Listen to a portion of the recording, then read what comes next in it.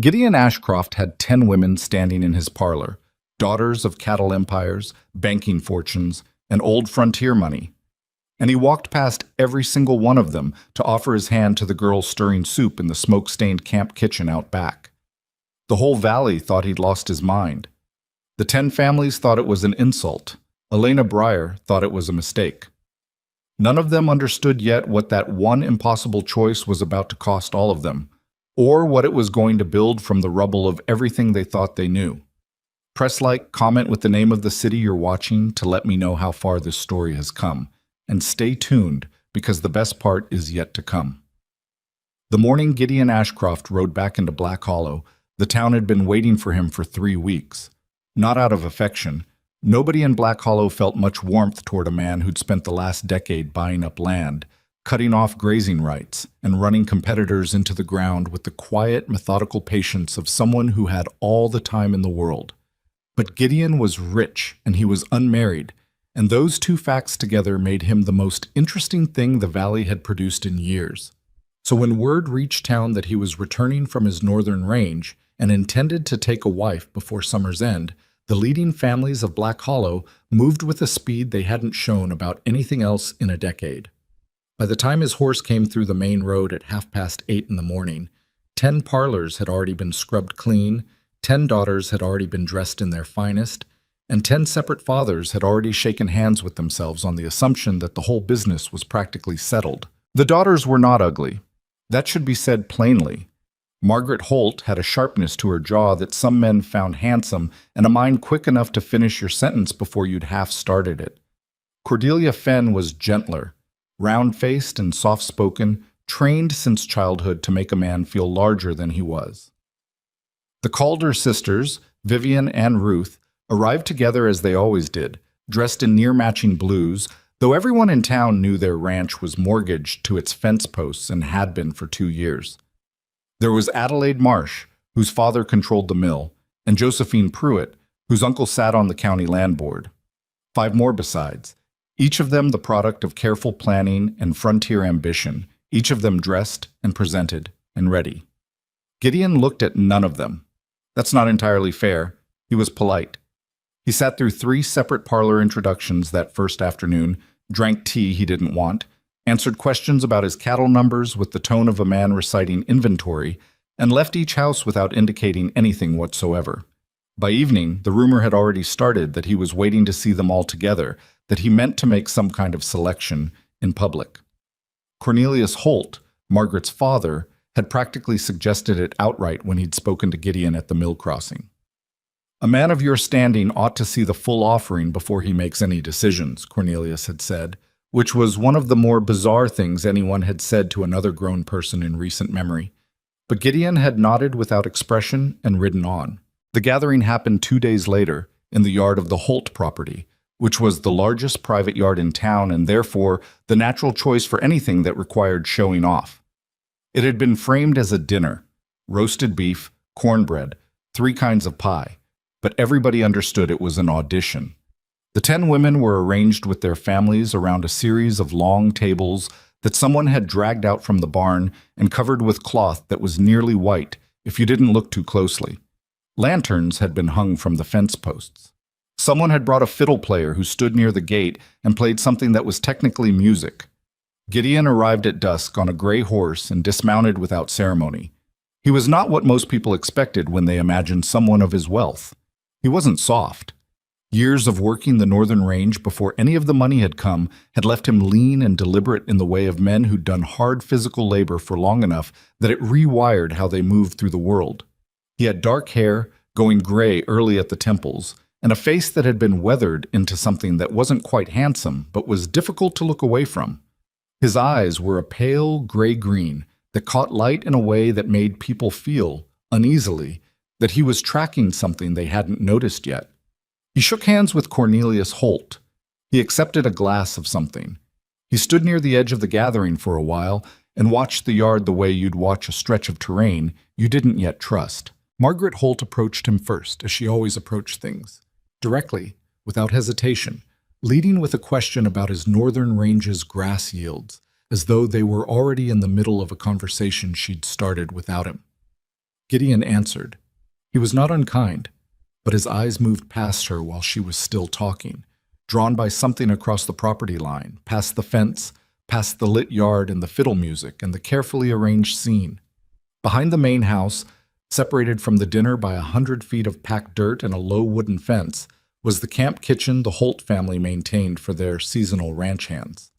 It was a rough structure, 3 walls and a roof of corrugated tin, a long fire pit, 2 heavy iron pots hanging from a crossbeam, and it was lit by a single lantern and the glow from the fire beneath the pots. A woman stood at the fire. She wasn't dressed for the occasion. She was wearing a work dress that had been washed so many times the color had gone somewhere between brown and gray, and she had her sleeves rolled to the elbow and her hair pulled back in a way that was purely functional and not intended to be looked at. She was stirring one of the pots with a long-handled spoon, and even from that distance you could see the steadiness of it. Not hurried, not mechanical, just steady. There were 3 ranch hands sitting on upturned crates near the kitchen, and she was talking to them while she worked, and one of them said something that made her laugh. And even the laugh was not performed. Gideon watched for approximately 40 seconds. Then he excused himself from Margaret Holt in the middle of her sentence, set his glass on the nearest flat surface, and walked toward the fence. Elena Breyer was 26 years old and had been cooking for other people's ranch hands since she was 17, when her father's small claim had finally given up and her mother had died of a fever the following winter, and there had been nothing left to do but find work. She was not without ability. She could stretch 3 pounds of beef into a meal for 11 men. She could read the smoke from a fire the way some people read weather, and she had developed over the years a particular talent for making men who were tired and irritable feel, temporarily, that things were manageable. This was not a small skill. It was just not one that anyone had ever thought to value. She knew about the dinner on the other side of the fence. The whole property knew. The ranch hands had been teasing her about it for 2 days, asking which of the heiresses she thought would win, and she'd said she didn't think it was a competition, and they'd laughed at that. She hadn't gone to look. There was no version of her life in which looking made sense. So when she heard someone approach the fence, she assumed it was one of the hands who'd wandered over out of boredom or had been sent back to camp for something. She didn't look up immediately. "The pot's going to boil over if you don't watch the left edge," a man said. She looked up. The man on the other side of the fence was not one of the hands. She knew his face the way everyone in the valley knew his face. From distance, from rumor, from the particular weight that a man's reputation put on his appearance even before you'd met him in person. He was standing with one hand resting on the fence post, not leaning, just resting, and he was watching the pot with what appeared to be genuine interest. She checked the left edge of the pot. He was right. There was a bubble starting. "Thank you," she said, adjusting the spoon and pulling the pot a half-inch sideways on the hook. Then, because it seemed rude not to, "It's the uneven heat from the left side of the pit. I've been meaning to restack those stones." "How long has it been burning uneven?" 6 weeks, give or take." He nodded. "What do you use to judge the temperature? You don't seem to be counting." She looked at him for a moment. It was a real question. Not polite conversation, not the kind of asking that was actually just talking at someone. He wanted to know. "The sound of the liquid," she said, "and the color of the steam, and the way the smell changes about 2 minutes before anything starts to burn." "You can smell 2 minutes ahead?" "You can learn to." He was quiet for a moment. Behind him, the lanterns in the Holt yard swayed slightly in the evening wind, and the fiddle was playing something she couldn't quite name. She was aware, distantly, that this was a strange conversation to be having, and that the 3 ranch hands behind her had gone very quiet. "I'm Gideon Ashcroft," he said. "I know who you are." "You're not going to tell me your name?" "Elena Breyer." "Miss Breyer," he said, "I apologize for interrupting your work." "You didn't interrupt it. I'm still working." Something moved in his face. Not quite a smile, but the neighborhood of one. "That's fair," he said. Then, "How long have you been cooking for the Holts?" 2 seasons. Before that, the penny operation down near the creek. And before that, a trail outfit that ran beef north. The trail work, but that was longer hours. It was worse weather and better pay, she said. "I left when the trail boss started losing cattle to bad roots and blaming it on the cook." Was he wrong to blame you? He was wrong about the routes. The cattle didn't die because of the food. He looked at her steadily. What did they die of? He took them through the low canyon in late August, 3 years running. The heat and the narrow passage. I told him the first year he didn't want a cook's opinion on driving. Gideon was quiet again. The pot was simmering correctly now, the steam rising clean and even. Miss Breyer, he said, I have a proposition. I heard you have several propositions running tonight, she said, before she could think better of it. This time he did smile briefly, and it changed his face more than she'd expected. Not quite like this one. I need a cook at the main ranch. Not the camp kitchen, the house kitchen. My current arrangement ended badly in the spring, and I haven't found anyone who suited the work. She stirred the pot. I have a contract through the end of this season with the Holts. I'll arrange it with Cornelius. Cornelius might not want to arrange it with you, given the evening you're interrupting to come talk to a cook. That's true, Gideon said. He might not. He didn't seem troubled by this. Elena looked at him for a long moment. She was experienced enough with men, with the particular kind of man who ran large operations and was accustomed to telling people what they would be doing, to recognize that there was something different in the way he was standing. He wasn't ordering. He was, as far as she could tell, actually asking. I'll think about it, she said. All right. He stayed another moment, not pressing, just standing, and then he said, The left edge is going again. And she turned back to the pot, and when she looked up, he was walking back toward the fence gate. What happened next happened the way things happen in small towns, immediately and out of order and with details that were wrong before they'd finished spreading. By the following morning, word had reached every household in Black Hollow that Gideon Ashcroft had spent 40 minutes at the camp kitchen talking to Elena Breyer and had walked away from the Holt gathering without asking any of the 10 families for a single thing. By noon, the version circulating at the dry goods store had expanded to include a claim that he'd offered her money. Specific money, a figure that grew with each telling. By evening, Cornelius Holt had ridden to Gideon's temporary lodging at the edge of town and come back looking like a man who had said several things he couldn't unsay. Gideon, for his part, had done something that nobody entirely believed when they first heard it. He'd gone back to the camp kitchen that morning, before most of the town was up, and knocked on the frame of the open wall. And when Elena had appeared with flour on her hands from the breakfast bread, he'd asked if he could speak plainly. She'd said yes, because she was too tired and too busy to say anything else. I'm not looking for a cook, he said. She set down the bread she was working. Then what are you looking for? I told everyone last night that I intended to take a wife before summer's end. That's accurate. But the people Cornelius Holt invited to that dinner, I don't know how to explain it plainly without being unkind. Try. He considered. They want the ranch. Every one of them, with maybe one exception, sat across from me last night, and I could see them calculating what my cattle numbers meant, what the land deeds meant. And that's not... I don't expect someone to marry me out of sentiment. I'm not a fool about that. But there's a difference between a person who wants something you can offer and a person who wants you as a means to that something. Do you follow me? I follow you. You weren't calculating, he said. You told me about a bad trail boss without any reason to tell me. You corrected the pot without any reason to impress me. You were just doing your work and talking like a person. Elena looked at him carefully. Outside, the morning was heating up, and she could hear 2 of the hands arguing about something near the water trough. Mr. Ashcroft, she said, I want to be honest with you.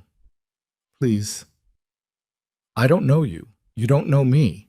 The fact that I was stirring a pot and not performing at a dinner isn't a character reference, it's just circumstance.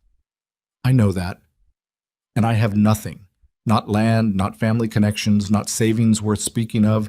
I don't know what you think you're doing, but if you're offering me a position as your wife because you found me interesting for 40 minutes beside a fire, that's not a good reason. No, he agreed. It isn't. So what is the reason? He was quiet for a moment. The bread was going to burn if she didn't get back to it. I don't have a better one yet, he said. But I think there might be one, if you're willing to let me find out. Elena turned back to her bread. She pulled the loaves back from the hottest part of the surface, pressing the dough to check the spring. Gideon stood where he was, not filling the silence. "The Holts are going to want to know what you said to Cornelius last night," she said finally. "I told him I was releasing him from the obligation of the dinner and paying him for the trouble. He wasn't happy. No, he wouldn't be." She looked up. "The 10 families are going to make trouble. They'll try. And your ranch hands are going to think you've gone strange in the head. Some of them already do," he said. "It hasn't slowed anything down yet." She studied him for a long moment. He met her eyes without performing anything. No charm, no pressure, just looking at her the way he'd looked at the pot the night before, like something that deserved actual attention. "I'll think about it," she said.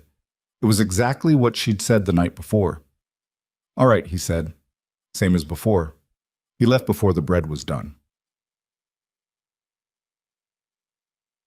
The thinking took 4 days, which was 4 days longer than anyone in Black Hollow thought she should need. The prevailing opinion, expressed freely and loudly in the places where prevailing opinions got expressed, was that Elena Breyer had no right to think about it at all. She was a cook. Gideon Ashcroft was Gideon Ashcroft. The appropriate response to an offer from a man of his standing was gratitude, not deliberation. That she was apparently deliberating was taken as a sign of either stupidity or arrogance, and neither possibility made her popular.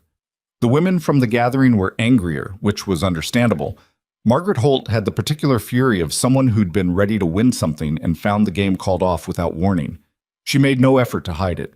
Cordelia Fenn was quieter about it, which was somehow worse. She simply stopped speaking to anyone who mentioned Elena's name, which in those 4 days was nearly everyone. The Calder sisters told anyone who'd listen that Gideon had obviously been intoxicated and would come to his senses. Their fathers were more calculating in their anger. Cornelius Holt called a quiet meeting with 3 of the other family heads, Fenn, Marsh, and Pruitt, at the back table of the dry goods store, which was the closest Black Hollow came to a private conference room. Elena didn't know what was said at that meeting. She found out some of it later, and some of it she figured out on her own. But the shape of it was clear enough. 4 powerful men in a room deciding that an arrangement that embarrassed their families needed to be corrected. She was making her decision by the time the 4 days were up. Not because she'd stopped being afraid, but because she'd spent 4 days listing reasons not to and had been honest enough with herself to see that the reasons were about fear and not about sense. She was afraid of being wrong about him. She was afraid of the families. She was afraid of what the ranch hands would think, and what the town would think, and what would happen to her when, not if, when, something went badly in a life that she had no experience navigating. But she'd been afraid before. She'd been afraid when she'd told the trail boss his canyon route was killing cattle, and she'd said it anyway because it was true and someone needed to.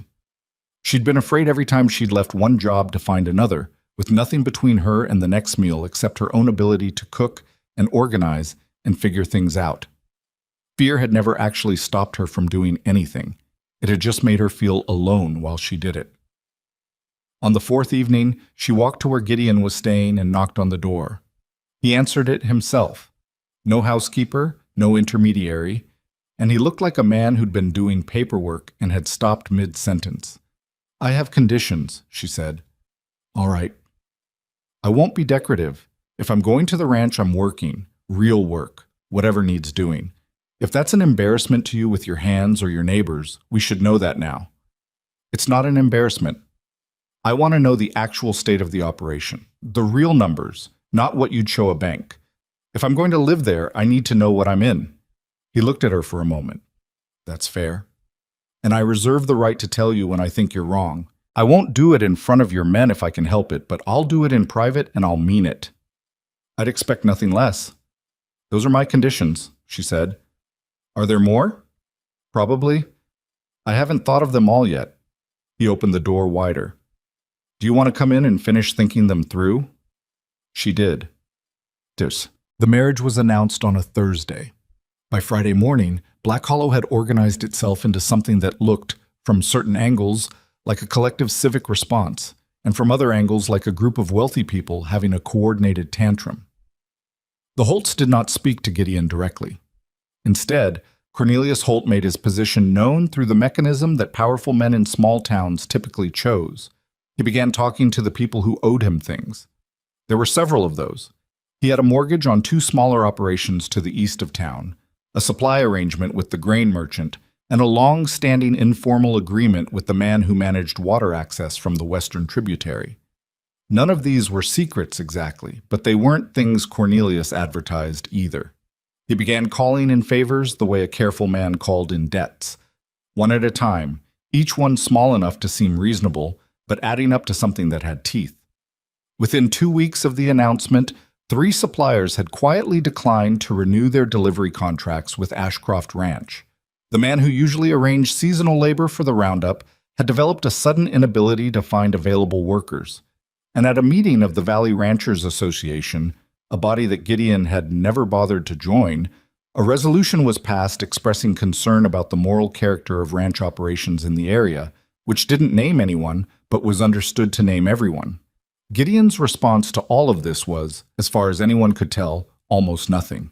He rode out to the ranch, which sat 20 miles north of town, against the foothills, and he brought Elena with him, and he introduced her to his permanent crew of 11 hands the same way he'd have introduced a new foreman, directly, without ceremony, expecting them to figure out the rest on their own. Their response was not warm. The ranch hands were not cruel. Most of them were practical men who'd worked for Gideon long enough to trust his judgment on cattle and weather and land, if not necessarily on women. But they were skeptical in the way that people who do hard physical labor are skeptical of anyone they suspect doesn't understand hard physical labor. Elena was young and unfamiliar and had arrived under circumstances that made her look, to their eyes, like a gamble their employer had made without thinking it through. A man named Roy Cutter, who had been with Gideon the longest and had appointed himself the unofficial voice of the crew, said what most of them were thinking on the second day. He said it in the stable, which was where he apparently felt most comfortable saying difficult things, and he said it to Gideon directly, which Elena would later recognize as one of the more honorable things about Roy Cutter, despite everything else. "Boss," Roy said, "I'm going to say this once and then I'm done. The men are watching. If she's going to be here, she needs to earn it the same as anybody else. We can't run a ranch on the boss's goodwill." "Nobody's asking you to," Gideon said. "She's got no range experience. She knows drought, she knows livestock diet, she knows supply logistics. You'd know that if you'd talked to her." Roy was quiet for a moment. "She's not what anybody expected." "No," Gideon agreed. "She's not." "Oh, that's not a compliment, boss." "I know what it is." Roy left the stable without another word, which was also something Elena came to understand was his way. He didn't revise his positions in public. He revised them by showing up the next day and doing the work differently. Elena's first 2 weeks at the ranch were the hardest of her life, and she had not had an easy life.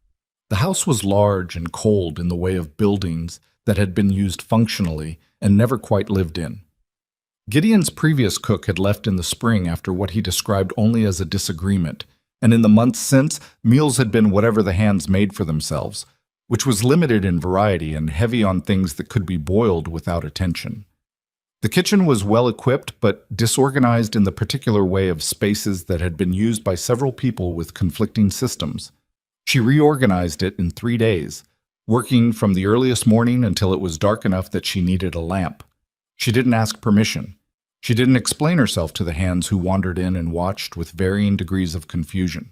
She just moved things to where they made sense and got rid of things that didn't work and made a list of what needed to be ordered, which she then brought to Gideon at supper. He looked at the list. "This is everything?"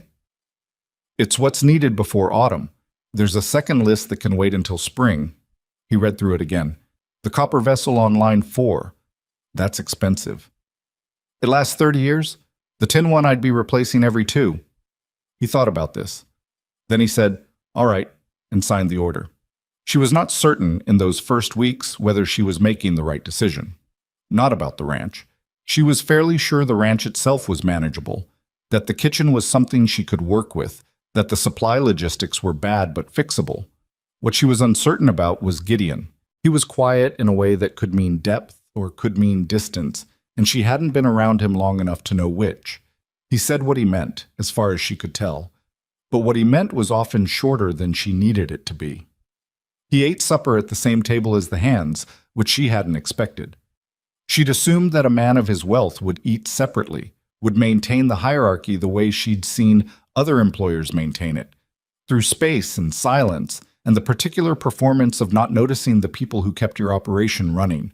But Gideon sat at the long table in the kitchen and ate what everyone else ate and asked questions about the work in the tone of someone who actually needed the answers. She watched that. She filed it. On the 15th day, Roy Cutter came into the kitchen while she was setting up for supper and stood for a moment in the doorway. "You're not what I expected," he said.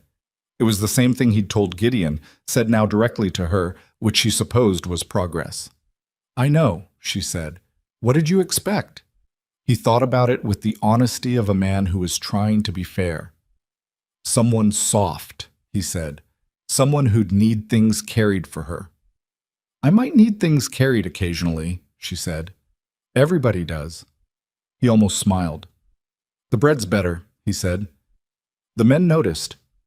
She had made bread from scratch every morning since she'd arrived, using a starter she'd brought from the camp kitchen at the Holt's in a small jar wrapped in cloth. The hands had said nothing about it for 2 weeks. That Roy was saying it now meant something she wasn't ready to name yet. "Thank you," she said. He left. She finished setting the table. But the news from town reached them unevenly, in pieces, through supply runners and the occasional hand who'd gone in for provisions. Gideon didn't talk much about the family's response, but Elena could read the shape of it from the supply shortages and the silences in his face when the delivery rider came back with half of what had been ordered. She said nothing about it for almost 3 weeks. Then, on a Tuesday evening after the hands had gone to the bunkhouse and the kitchen was quiet, she sat down across the table from Gideon and said, "Tell me what Cornelius Holt has done." He looked at her for a moment. Then he laid out all of it: the suppliers, the labor difficulty, the resolution at the association meeting, and the smaller things she hadn't known about: a fence dispute that had mysteriously reappeared after being settled 2 years prior, a question raised at the county office about a deed boundary on the western edge of the property. "How serious is the deed question?" she asked. "It shouldn't be serious, the documents are clear, but making something go through the county office when you have friends there is different from having the actual law on your side." "Who does Holt have at the county office?" "Adelaide Marsh's father controls the mill, and the mill owner and the county recorder have done business together for 15 years. Elena considered this. "What are the deed documents?" "Original survey, 2 transfers of title, and a map filed in 1871. "Where are they?" "At the ranch, in the strongbox." "Have you had a lawyer look at them recently?" "I have a lawyer in the territorial capital. I haven't sent them because I was hoping it wouldn't come to that." "You should send them," she said. "Not because it will come to that. Maybe it won't. But because having a lawyer's letter on file at the county office that says your deed is sound is different from just knowing your deed is sound." He was quiet for a moment. "You're right." "And the suppliers," she said. "Which ones did Holt actually control, and which ones chose to pull their contracts on their own?" Gideon thought. 2 of the 3 were Holt's. He has mortgages on their operations. The grain merchant made his own choice. The grain merchant chose to side with the Holts, even though Holt has no hold over him. "Yes." "So the grain merchant thinks Holt's side is going to win," she said, "which means we need to make it look less certain that Holt's side is going to win. Not for Holt, he won't change, but for the people watching and deciding which way to face." Gideon looked at her across the table. "You've thought about this kind of thing before." "I've worked for people with enemies before," she said. "The trail boss I mentioned, his root problem was partly about enemies too. A competitor who'd convinced the water station operator to give bad information about the canyon conditions." "What did you do about it?" "I found a different water station," she said, "and I made sure the trail boss told everyone why." There was a long silence. "Elena," Gideon said.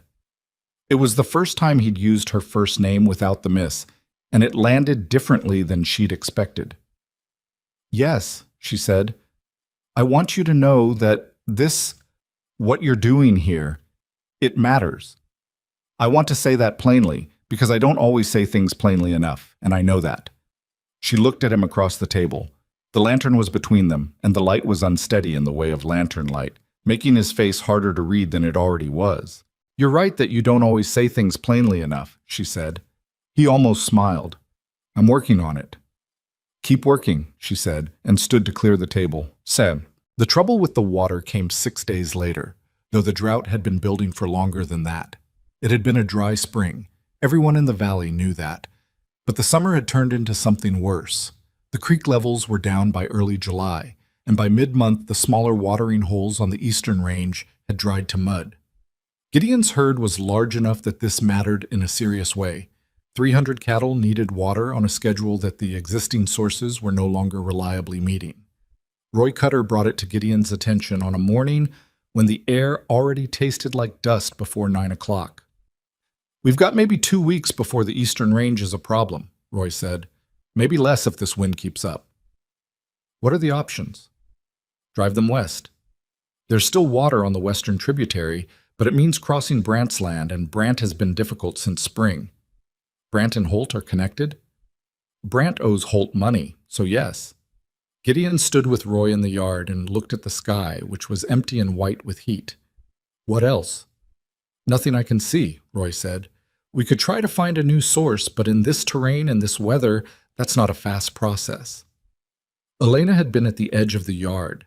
She hadn't intended to be part of this conversation, but she'd heard the last part of it because the yard was not large and the morning was very quiet. There's water in the canyon, she said.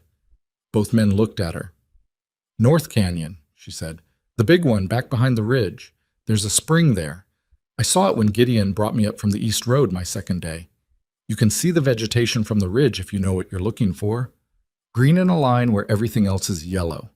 Roy Cutter's expression was the particular expression of a man who is trying to be fair and finding it somewhat difficult.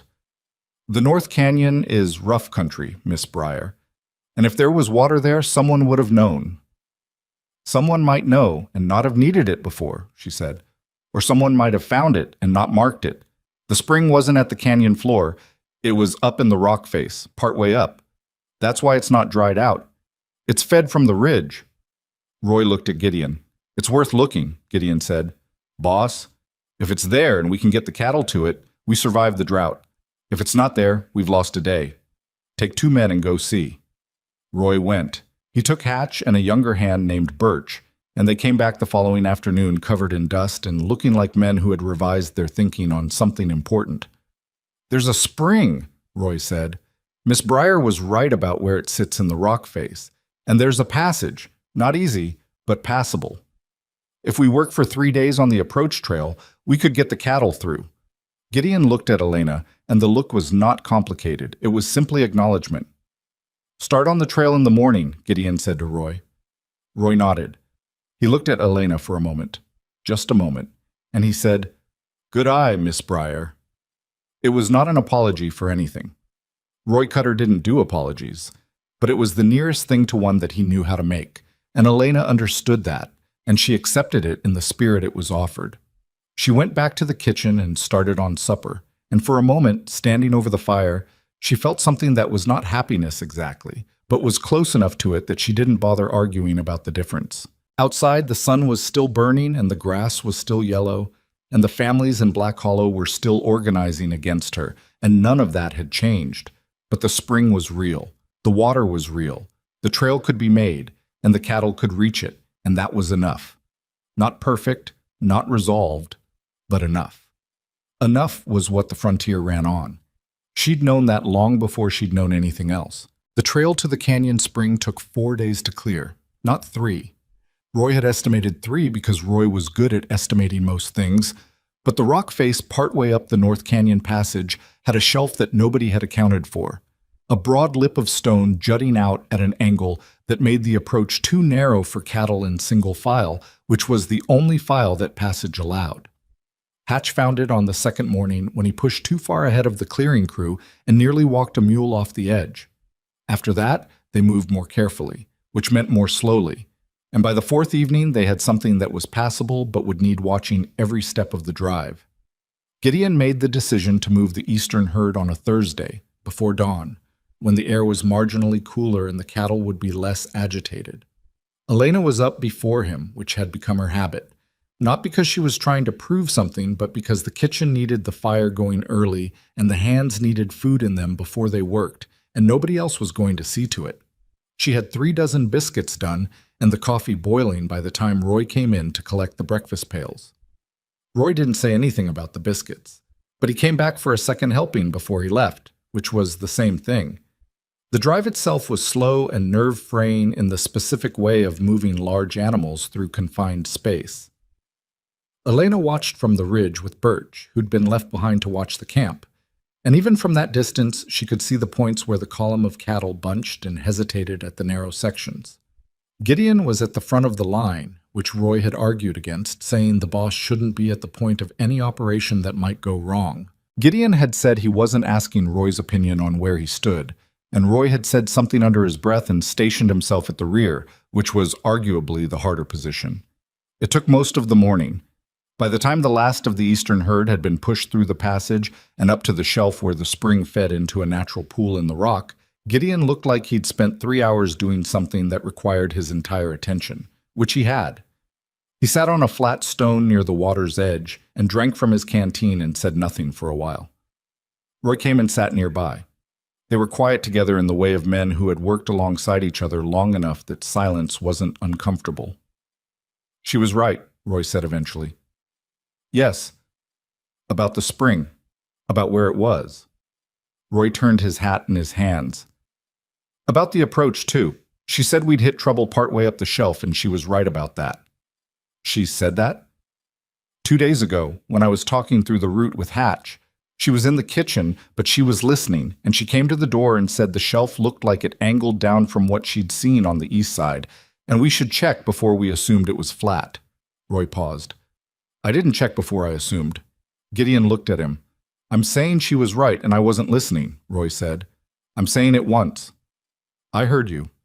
They sat with the sound of water moving over rock, which was the best sound the valley had produced in weeks. What the spring changed, practically speaking, was time. It bought the ranch another month, maybe 6 weeks if the drought didn't worsen, before they'd need a longer-term solution to the water problem. What it changed in other ways was harder to measure and took longer to show itself. The hands had watched Elena find the spring and had said nothing about it openly, in the way that men who work together in close quarters sometimes choose silence over acknowledgement, because acknowledgement would require them to revise something they'd rather leave where it was. But Elena noticed the way the silences changed. There was a difference between being ignored because people thought you were beneath their notice and being left alone because people were still deciding what to make of you, and the ranch had shifted from the first to the second without anyone announcing it. Hatch started leaving the water barrel outside the kitchen full in the mornings. It was his job, technically, rotating through camp duties, but before he'd done it when he remembered, which was about half the time, and now he did it every morning before she was up. He never mentioned it, she never mentioned it, but the barrel was full and that was a form of conversation. Birch, who was younger than the rest and still at the age where he said what he thought before he'd thought it through, told her one afternoon that she wasn't what he'd expected when the boss brought her up. She asked what he'd expected. He went red and said he didn't know, and she didn't press him. But she understood that whatever picture he'd had in his head had been replaced by the actual thing, and the actual thing was tolerable. The only hand who actively made her life difficult was a man named Deering. He was a good cattleman, Roy had said as much, but he'd been with the operation long enough to feel a proprietary attitude toward its arrangements, and Elena's presence disrupted an arrangement he'd been comfortable with. He didn't say anything directly. What he did was the kind of thing that's hard to name and harder to address. He'd ask for supper late, after she'd already cleaned the kitchen, and then seem surprised to find nothing ready. He'd use the kitchen for oiling saddle leather and leave the mess on the table she'd need for the morning bread. He'd answer her direct questions about supply needs with answers that were technically accurate but left out half the relevant information, so she'd be missing ingredients she hadn't known to order. She handled this in 2 stages.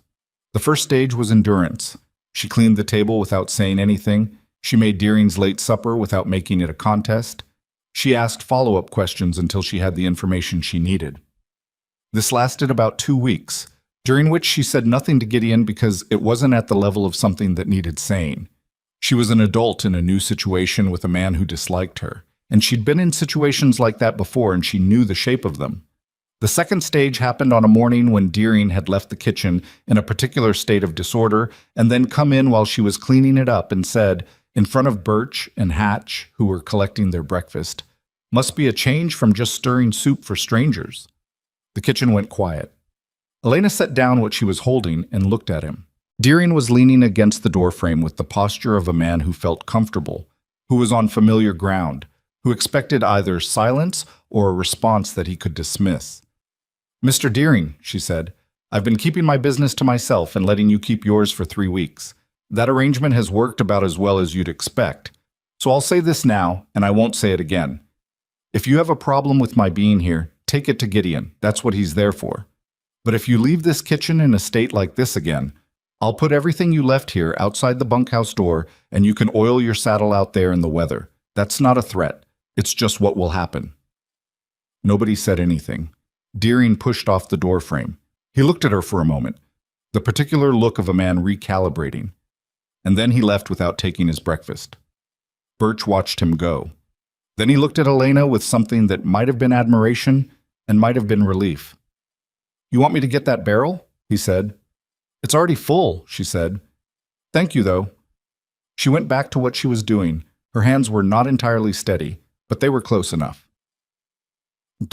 The news from town came in the 3rd week of July through a supply runner named Carver, who drove out from Black Hollow every 10 days with whatever could be sourced, and who had the particular social role of knowing everything and choosing carefully what to tell. He told Elena because Gideon was out on the range, and because Carver was the kind of man who believed in telling the person most affected by a thing rather than the person with the most authority. Cornelius Holt held a meeting, Carver said, accepting the coffee she offered and sitting at the kitchen table in the easy way of a man who'd been coming to this kitchen for years. Not at his place. At the Fenn house, which means he didn't want it traced back to him officially. Had the Fenns, the Marshes, the Prutts, and 2 of the smaller operators who owe him. What was the meeting about? You, Carver said simply. And the ranch. Specifically, 2 things. The water access from the western tributary. They're going to try to get the county to classify it as shared regional resource, which would give them grounds to restrict Gideon's use. And the deed question on the western boundary. They've already sent someone to the county recorder. Elena felt the particular cold that comes not from temperature, but from recognizing that a thing you hoped might stay abstract has become specific. Have they filed anything formally? Not yet. What they've got is influence, not paperwork. The recorder hasn't moved on it, but he will if Holt applies enough pressure. How much time does that take? Filing something formally? County moves slow. Could be 6 weeks, could be 4 months. Depends on whether someone makes it easier for them. Carver drank his coffee. There's one more thing. Tell me.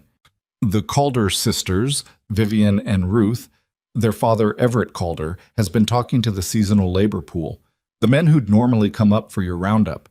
He's been telling them the ranch is in trouble, and anyone who signs on risks not getting paid. Elena was quiet for a moment. Is Everett Calder the one with the mortgage from Holt? Carver looked at her with something like appreciation. One of them, yes. Does Holt actually have the votes at the county to move on the water classification? He has 3 of the 5 commissioners, but one of those 3, a man named Aldred, voted against Holt on the grazing question 2 years ago. He's persuadable. What does Commissioner Aldred care about?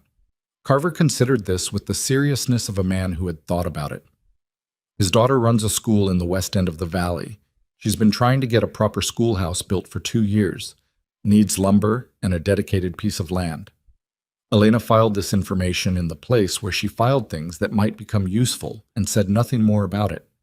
When Gideon came in that evening, she laid out everything Carver had told her, the same way she laid out anything that needed to be addressed, without softening it and without making it larger than it was. He listened.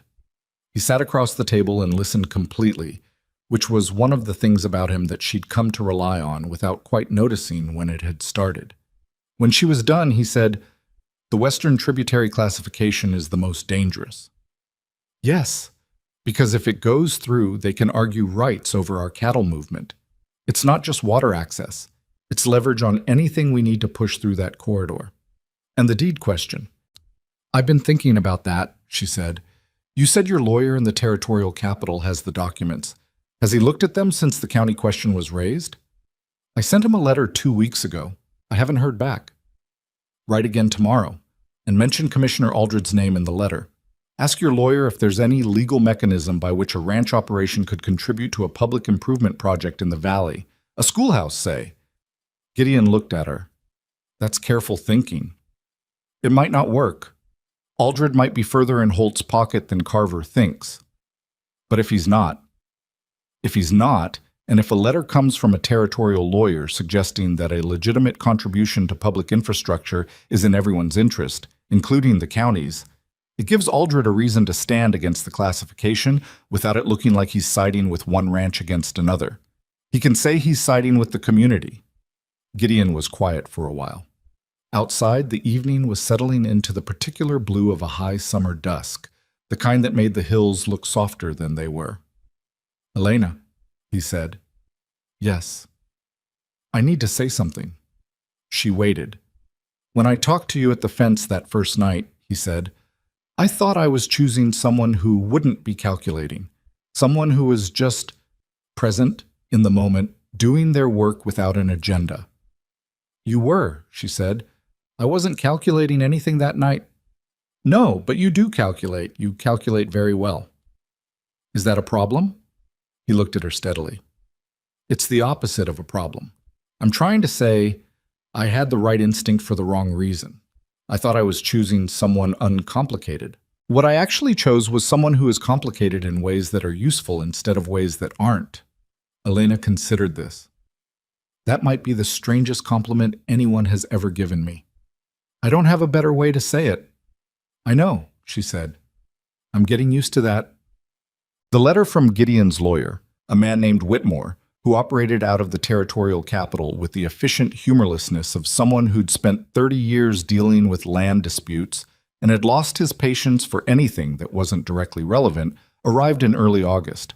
It was 4 pages long, which was not something Whitmore typically managed, and it addressed the Western tributary classification, the deed boundary question, and a third issue that Whitmore had identified on his own review, a historical grazing rights notation on an 1869 survey that, if interpreted correctly, actually gave Ashcroft Ranch prior claim to a section of the Western Range that had been in informal dispute for a decade. Gideon read it twice. Then he handed it to Elena. She read it once, carefully, then went back to the grazing rights section and read it again. He's right, she said. If this survey notation means what he says it means, Holt's claim to that western section has been on sand for 10 years. Whitmore wants to file in the territorial court, not the county, says the county recorder is compromised. He's right about that too. Gideon set his hands on the table and looked at nothing in particular for a moment. If we file at the territorial level, Holt will know we've gone over the county's head. He'll escalate. He was going to escalate anyway, Elena said. He's already escalating. Filing at the territorial level just means we're escalating with better ground under us. And the Commissioner Aldred question? Whitmore's letter mentions the schoolhouse project in the 3rd paragraph in passing as an example of the kind of community infrastructure that supports a stable land economy. He didn't do it by accident. Gideon looked at her. You wrote him about it. I wrote Carver and asked him to pass a message. Carver knows Whitmore. She paused. I should have told you I was doing that. He was quiet for a moment. Yes, you should have. I'm sorry. It worked out, he said. But yes. She accepted this without arguing. She'd made the decision to move quickly because she'd thought speed mattered more than process. And she'd been right about the speed, but she'd cut him out of a decision that was his to make. And those were 2 separate things, and both of them were true. I'll tell you next time, she said. That's all I need. The letter went to the territorial court clerk the following week, hand-delivered by Roy Cutter himself, who rode the 30 miles in a single day and came back with a receipt of filing and the look of a man who had participated in something that made him feel, despite himself, like he was on the right side of something. The drought peaked in the 2nd week of August. It arrived not as a single terrible day, but as a slow accumulation of bad mornings, the air thicker and more still than the day before, the sky a white that was past the color of blue, the ground cracking in patterns that Elena had not seen before, but that the older hands recognized as serious. Hatch said he'd seen cracking like that in the spring of 1879, and they'd lost 30 head before the rain came. Birch said nothing, but spent an extra hour at the water troughs every day, watching the levels. The western herd, which had been grazing on the sections closer to town, was the problem that emerged first. They were further from the canyon spring and could not be moved there quickly. The trail through the North Canyon was only passable in small groups, and moving the full western herd through would take 3 days at minimum, which was 3 days of open range without enough animals at the water point. Roy brought the problem to a morning meeting that Gideon held in the yard. Gideon, Roy, Hatch, and 2 of the more experienced hands standing in a rough circle in the heat with the kind of urgency that came from a situation that had a clock on it. "We need to cut the western herd in thirds," Roy said. "Run the first third through the canyon and up to the spring, hold them there, then bring the second third while the first is watering, but we'd need men at both ends simultaneously." "How many men?" "More than we have available, given what Calder's been telling the labor pool." There was a silence. Elena was at the edge of the meeting, which had become her usual position, close enough to hear, far enough back that she wasn't inserting herself into something that wasn't her structure to navigate. She'd learned in the weeks since coming to the ranch that the men worked better when they felt the decisions were theirs, even when the information they were using had come from her. That wasn't a comfortable accommodation, but it was a practical one. She stepped forward. "The Dunbar family," she said. 4 men looked at her. "The small operation 3 miles east. They don't run cattle, they run sheep, and their water needs are smaller. I've been sending Brett out with Carver when he passes their land because Mrs. Dunbar has a bad leg and gets around poorly. I know them." Roy looked like he was going to say something about the relevance of bread deliveries to a cattle emergency, and then thought better of it. "The Dunbars aren't in Holt's network?" Gideon asked. "They're not in anyone's network. They keep to themselves. But they have 4 adult sons, and they know this terrain better than anyone. They've grazed sheep through the east approach of that canyon for years. They know a secondary route that bypasses the shelf entirely." Every man in that circle was looking at her now. "A secondary route," Roy said. "On the east wall, lower down.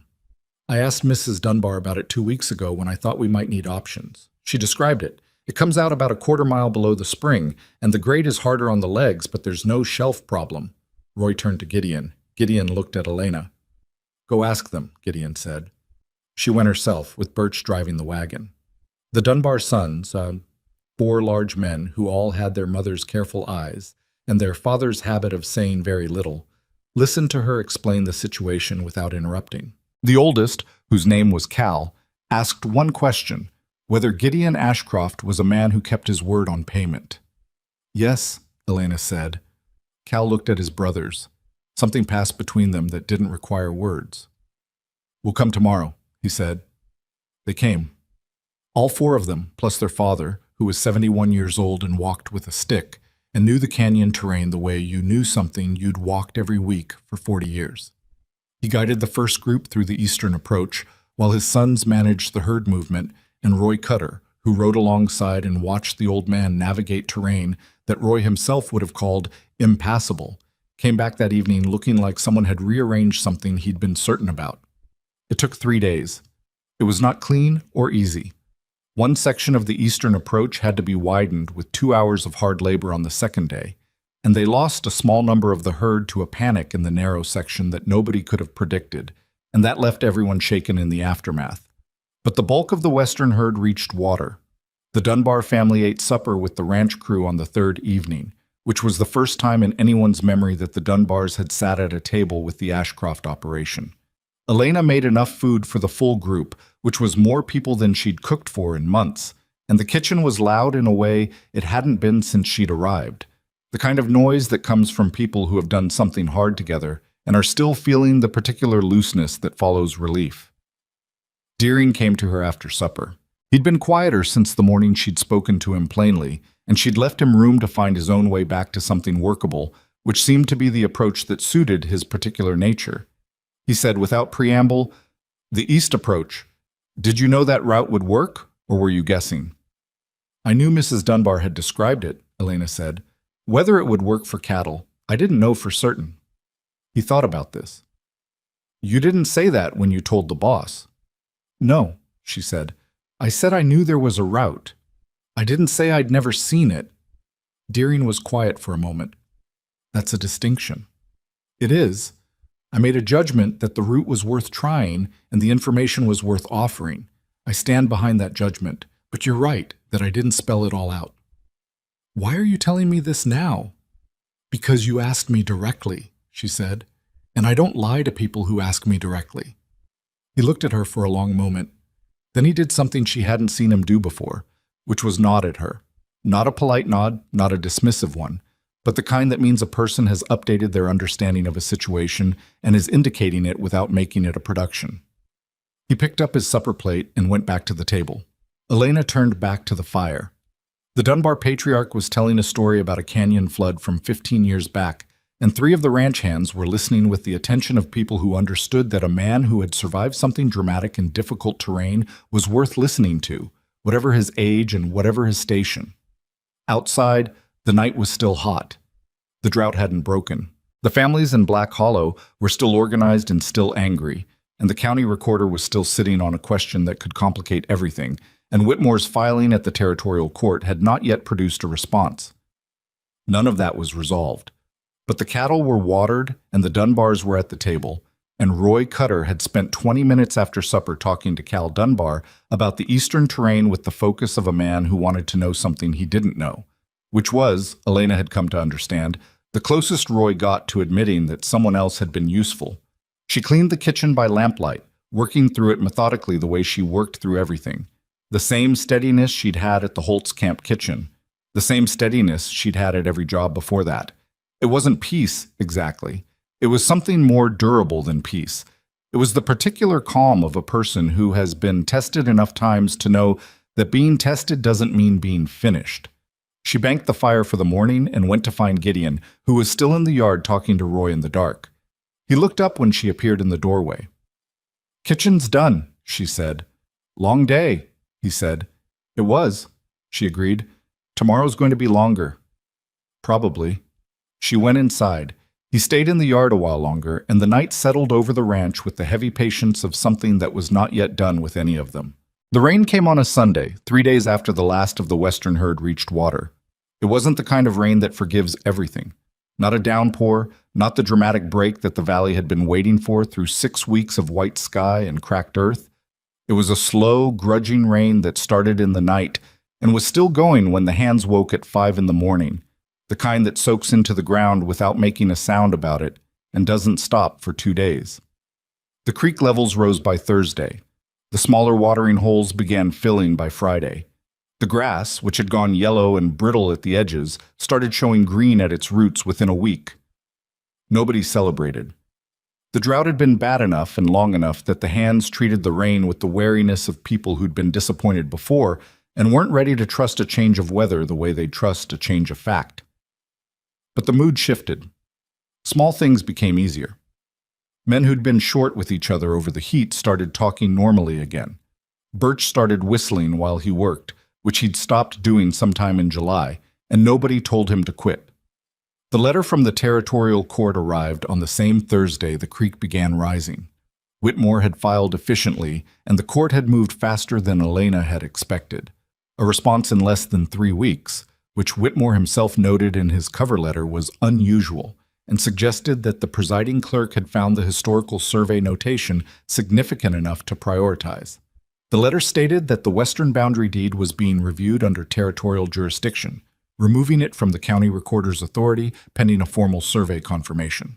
It further noted that the 1869 grazing rights notation would be included in the review. Gideon read the letter at the kitchen table while Elena poured coffee and said nothing, because there was nothing yet to say. It was progress, not resolution. The review could take months. Holt still had 3 county commissioners and a network of mortgages and the accumulated weight of 20 years of being the most powerful man in the valley. Aldred voted against the water classification measure, Gideon said without looking up from the letter. Elena set the coffee down. When? Day before yesterday. Carver sent word this morning. I was going to tell you at supper. He looked up. It failed 2 to 3. They needed a majority. She sat down. Outside, the rain was still going, soft and persistent against the roof of the kitchen. "That was your doing," Gideon said. "That was Carver knowing Whitmore and Whitmore being smart about how he phrased a letter," she said. "And Aldred being a man who cared more about his daughter's school than about Holt's opinion of him. You identified that. Carver told me the right fact at the right time. I just used it." He looked at her for a moment. "You're not comfortable taking credit." "I'm comfortable taking credit for things I actually did," she said. "This one had a lot of moving parts that weren't me." He accepted this in the way he'd learned to accept the specific manner in which she was honest, without arguing about it, because arguing about it was beside the point. He went back to the letter. She went back to the bread. But the thing she didn't say, the thing she kept to herself because it was still too uncertain to be worth saying, was that the water classification failure was going to make Cornelius Holt angry in a way that his previous maneuvering had not yet been. Up to now, he'd been methodical. He'd applied pressure through channels he controlled and waited to see what moved. A formal defeat at a public vote was different. A man like Holt didn't absorb a public defeat and recalibrate quietly. He escalated. She was thinking about that when the first real piece of bad news arrived, which it did 3 days later in the form of Roy Cutter coming into the kitchen before breakfast with a look on his face that she'd come to recognize as the look he wore when something had gone wrong enough that he was angry about it but was controlling the anger because losing control of it wouldn't help. "We've got a problem," he said. "Sit down," she said. He sat. She poured him coffee and waited. "Someone moved our marker stakes on the south boundary," Roy said. "Not just shifted them, pulled them and reset them 40 feet north. It's enough to put the south grazing section in disputed territory when the territorial survey comes through." "When did it happen?" "Sometime in the last 4 days. Hatch found it this morning." "Were there witnesses to where the original stakes were?"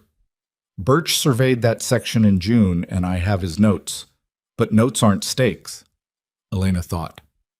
"Do the original deed documents describe the south boundary with any precision? Landmarks, natural features?" "There's a rock formation.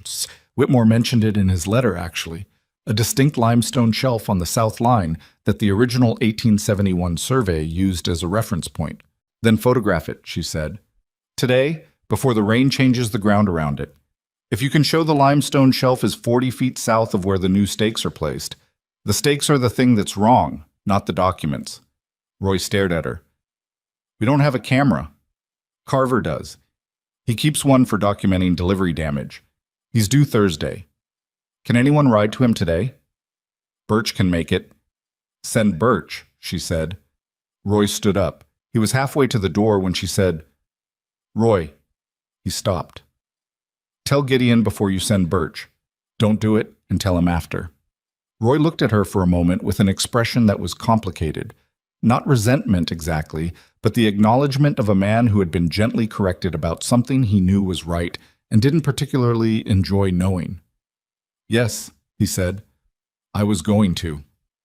She wasn't certain he had been, but she let it stand. What? Birch rode out and came back with Carver the following afternoon, and Carver photographed the limestone shelf and the misplaced stakes and the surrounding ground.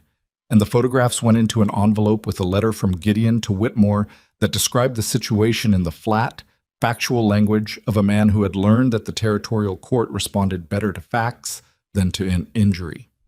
The stakes incident was the beginning of a different kind of pressure, faster, less patient than what had come before. Within 2 weeks, 3 things happened that couldn't each be accidents. A section of the north fence was cut, letting 8 head of cattle wander into terrain that took 2 full days to recover them from.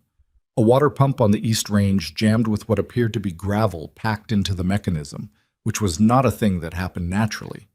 And a man came to the ranch, not a hand looking for work, not a supplier, but a man in a clean coat who said he represented a land company interested in purchasing the western section of the Ashcroft Range and wanted to know if Gideon was open to an offer. Gideon told him he was not, and the man left. But the visit itself was information.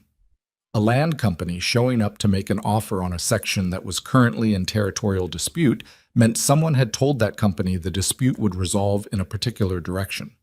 It meant Holt was confident enough to have already arranged the next step. Elena told Gideon this the evening after the land company man left. He's not waiting for the court, she said. He's acting like the court is already decided. Whitmore says the review could go either way. The historical notation is strong, but not certain. Holt doesn't think it could go either way, she said, which means either he knows something about the court that we don't, or he's planning something that makes the court decision irrelevant. Gideon was quiet. The convoy, she said. Next week. He looked at her sharply. The convoy was a practical necessity.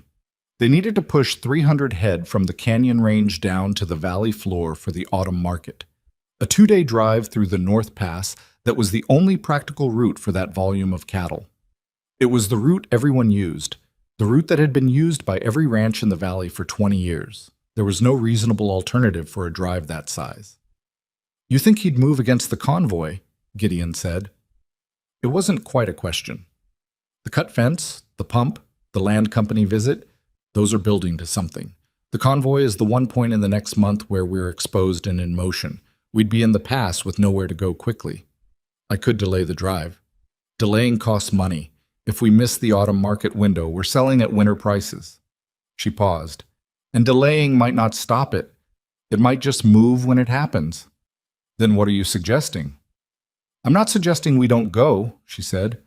I'm suggesting we go differently than Holt expects. What Elena proposed took a full evening to lay out, and Gideon listened to all of it before he said anything, which was his way. Roy was there too. She'd asked that Roy be included because what she was describing required Roy's knowledge of the terrain, and because she'd made the mistake once of moving on information without telling the people who needed to know, and she didn't intend to do it again. The North Pass was a fixed route in the sense that the pass itself was fixed. The canyon walls didn't move. The floor of the pass was the only viable path for cattle volume. But the pass had 2 entry points, the main entry from the south, which everyone used, and an eastern approach that came through a series of lower foothills that was longer by about 4 hours, but emerged at the same northern exit point. The eastern approach can't handle 300 head, Roy said immediately. Not all at once, Elena said. But if we split the convoy, say 150 head through the main approach, another 150 through the eastern, with enough of a time gap that whoever's watching the main approach doesn't know about the split. That's 2 convoys, Roy said. 2 sets of crew. We barely have enough men for one. We have the Dunbar sons, she said, and there are 2 of the smaller independent operators in the valley who've been watching the Holt situation carefully. The Vance family and a man named Stroud, who runs a 30-head operation near the creek. They're not in Holt's network. I've talked to Carver about them. Gideon looked at her. You've talked to Carver about hiring extra hands for a convoy we hadn't yet decided was going to have a problem. I talked to Carver about whether there were men in the valley who might be willing to work for wages and weren't under Holt's thumb. I didn't tell him why I was asking. But you were thinking about the convoy. I was thinking about the fact that Holt was building toward something, she said. I wanted to know what we had available before we needed to know. Roy was looking at her with the expression he'd worn on the day she'd told him about the canyon spring. The expression of a man revising a previous position for the second time on the same subject. The Dunbar boys are good in rough terrain, he said slowly. If the eastern approach needs managing, they know that ground better than anyone. Yes, Elena said, and if Holt's men are watching the main approach, they'll see the first half of the convoy. They won't know about the second half until it's already through. Gideon sat back. And if Holt's men hit the main approach anyway, with only half the herd and fewer of our crew? This was the part she didn't have a clean answer for, and she didn't pretend otherwise. Then they hit half of what they expected to hit, and the other half is already through the eastern approach and past the pass. It's not a good scenario. It's a less bad one. Less bad, Roy said. He said it without sarcasm, just weighing it. That's what I have, Elena said. The room was quiet for a moment. There's one more thing, she said. If Holt's men are in the pass and we have documentation that they were there, witnesses, descriptions, that changes the territorial court situation entirely. Right now, this is a property dispute. If he moves armed men against a legitimate cattle convoy in a public pass, it's something else. You want him to come, Gideon said. I want him to come and fail and have everyone in the valley know he came and know he failed, she said. Yes. Gideon looked at Roy. Roy looked at the table. He turned his hat in his hands twice, which Elena had learned was the way he worked through something he didn't want to be uncertain about. "It can work," Roy said finally, "if we get the timing right on the split, and if the Dunbar boys will take the eastern approach." "Ask Cal tonight," Elena said. Gideon was still looking at her. "You're asking me to put you with the main approach," he said. "You know the canyon. If the main approach is the one that gets hit—" "The main approach needs someone who knows the canyon exits," she said. "Roy needs to manage the eastern approach because the Dunbar boys will work better with someone they know. And you need to be at the front of the main approach because your men follow you and they'll need that if it gets hard." "That leaves you where exactly?" "Behind the main convoy, at the canyon exit point." She paused. "I know the upper trail along the canyon wall. If the main approach is blocked from the front, there's a way to redirect the cattle through the upper exit before the pass narrows down to the point where there's no room." Gideon's expression shifted into something that was not quite fear but was adjacent to it. "You'd be moving cattle through the upper trail during an active confrontation. Only if the front is blocked," she said. "That upper trail—" "I walked it last week," she said quietly. "I wanted to know if it was viable." He went still. "You walked it alone?" "Birch was with me." "Elena." "I know," she said. "I should have told you." She met his eyes. "I'm telling you now. It's viable. The cattle will panic if there's noise and confrontation at the front of the pass. They'll move upward if they're pushed correctly, and the upper trail comes out on the same north side as the pass floor. It's harder, steeper, more dangerous, but it doesn't close off the way the pass floor does." The silence in the kitchen was long. "You've been planning this for longer than tonight," Gideon said. "Since the fence was cut," she admitted. "I didn't say anything because I wasn't sure. I needed Roy's terrain knowledge to know if the eastern approach split was possible. I needed Carver's information about the Vance family and Stroud. I was putting it together." He looked at her, really looked at her, in the way that he had on occasion that felt like more than attention, felt like the specific weight of someone who was trying to see all of something and not just the part that was easy to see. "All right," he said. "All right? We do it your way." He held her gaze. "But you don't go anywhere near that upper trail unless there's no other choice. That's not negotiable." "Agreed," she said. And she meant it at the time. Well, they moved out before dawn on a Tuesday, and the dark was the particular thick dark of a cloudy autumn night, with no moon to help it along. The split happened at the southern mouth of the pass. The main convoy, led by Gideon with 6 hands and 150 head, entering the main approach. The eastern group, led by Roy with the Dunbar sons and Stroud's 2 men and the other 150 head, peeling off through the lower foothills 30 minutes before. Cal Dunbar had agreed without much discussion and had shown up the evening before with his brothers and enough rope and supplies to suggest he'd known the answer to the question before it was fully asked. Elena rode at the rear of the main convoy with Birch and a hand named Vasquez, who was quiet and steady and had the particular quality of competence that didn't need to announce itself. She had a rifle, Gideon had insisted, and she hadn't argued, and she knew the canyon wall above her on the right side better than she'd ever wanted to know it. The pass floor was wide enough for the first mile. The walls rose on both sides, pale stone that caught even the thin pre-dawn light and gave it back in a way that made the world look like a charcoal drawing. The cattle moved steadily, which was good. A settled herd was easier to redirect than an agitated one, and everything about what came next would depend on how quickly they could move if they needed to move. Gideon was at the front. She couldn't see him from the rear, but she knew where he was the way you know where something important is even when you can't look directly at it.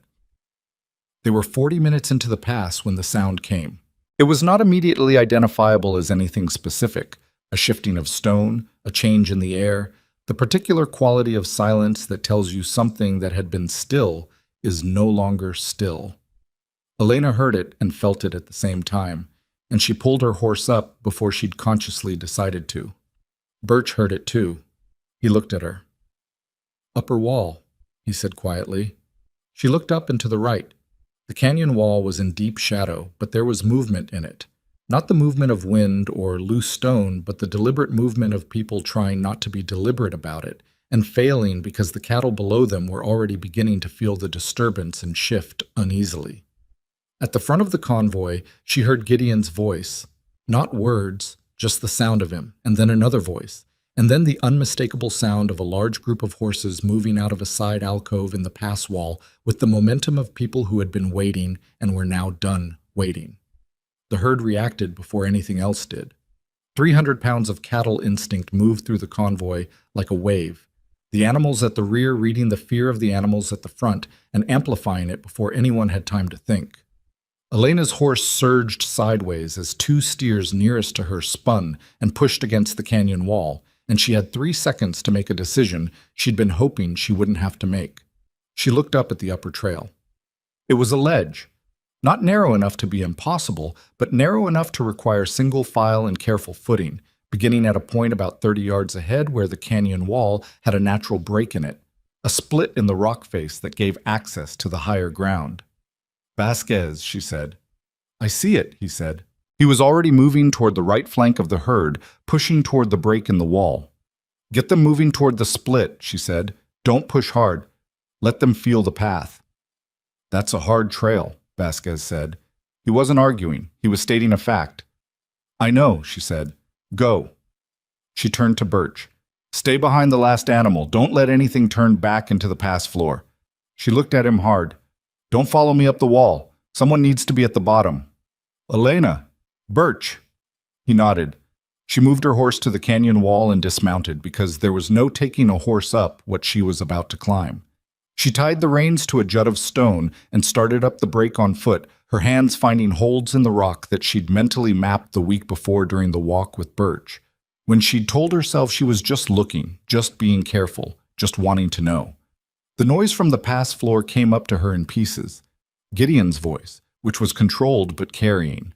Other voices that were not his ranch hands. The sound of cattle in distress.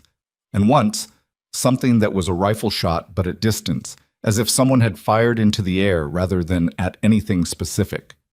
She didn't stop climbing to process any of it. There was no version of stopping that helped anyone.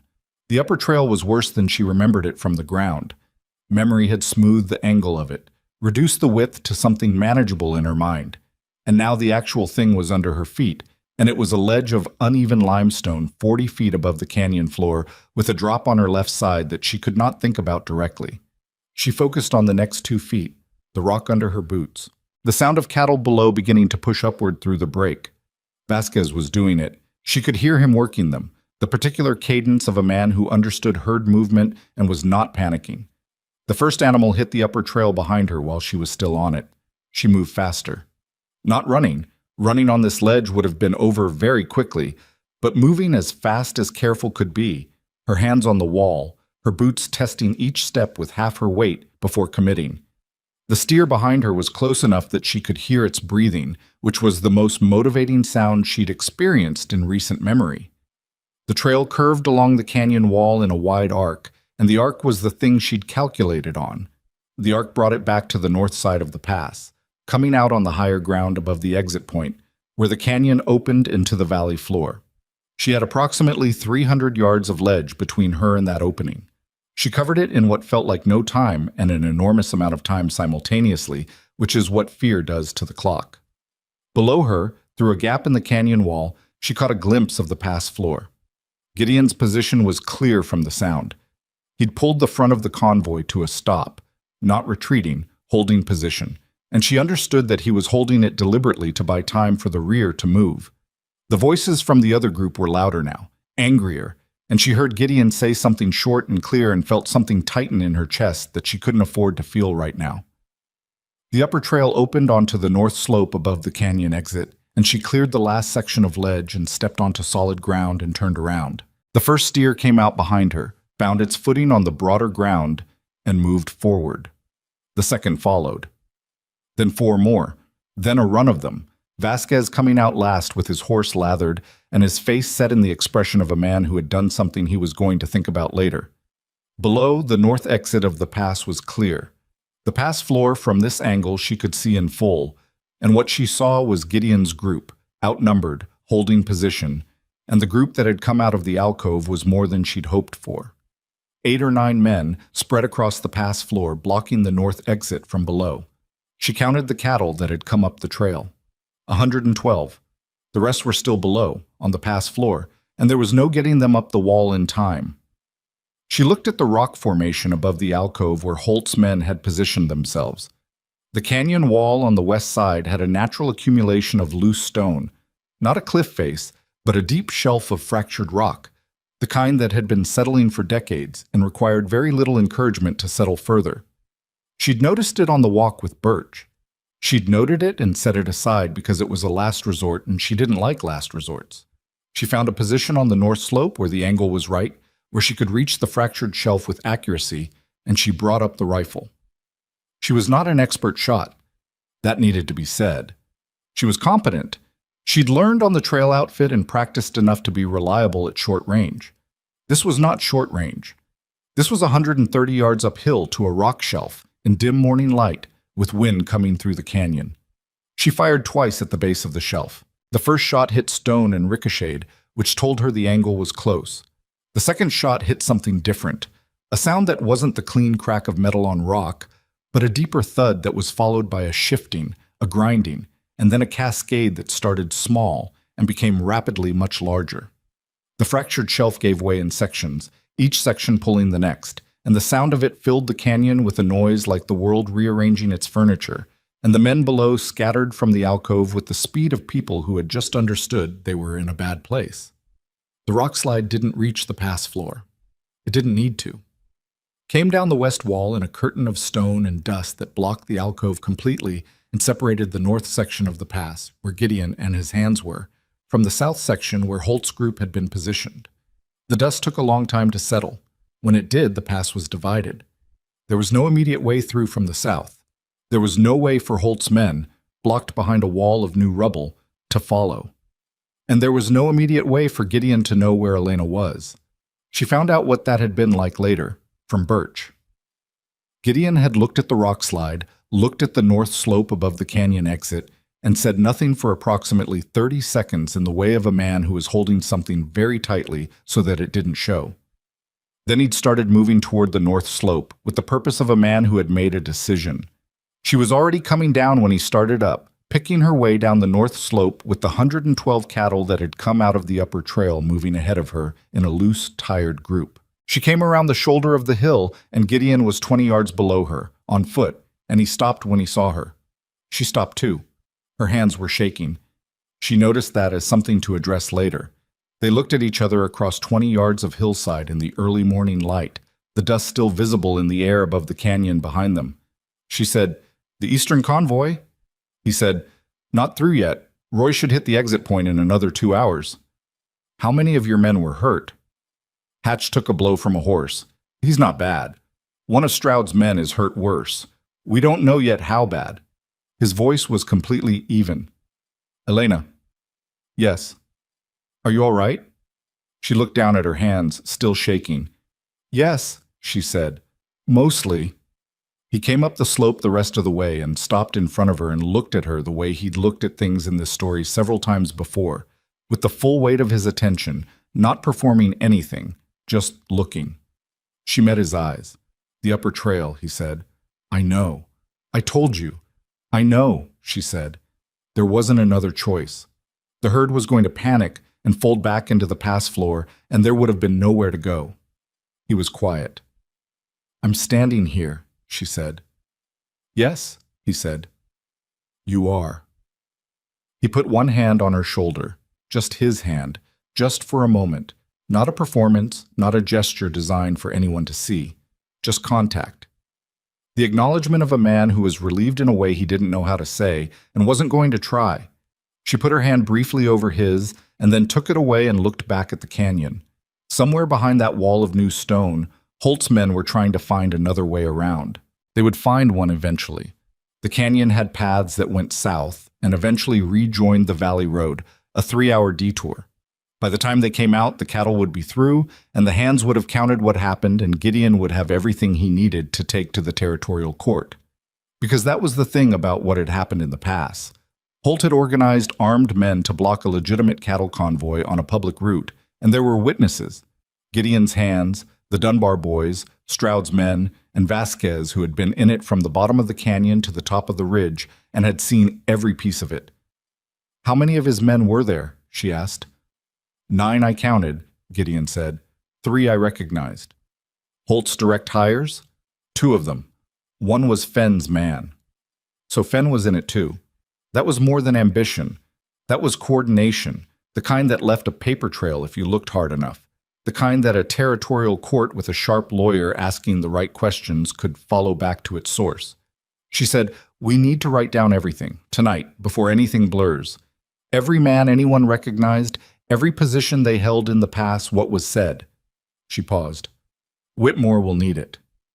"I know," Gideon said. Below them, the cattle had settled to grazing on the north slope grass, unbothered by the canyon behind them in the immediate way of animals that forget distress when the cause of it is gone. Vasquez was sitting on a rock with his hat off, looking at nothing. He looked like a man who had decided he'd had enough of dramatic mornings for a while. Roy and the Eastern convoy came through 2 hours later. As predicted, Cal Dunbar at the front looking like the terrain had not troubled him particularly, which was probably true. Roy pulled up beside Gideon and looked at the dust still visible above the canyon and said, "The rock slide." "Yes," Gideon said. Roy looked at Elena. She met his eyes.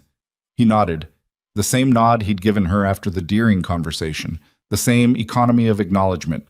No speech, no revision of past opinions announced out loud.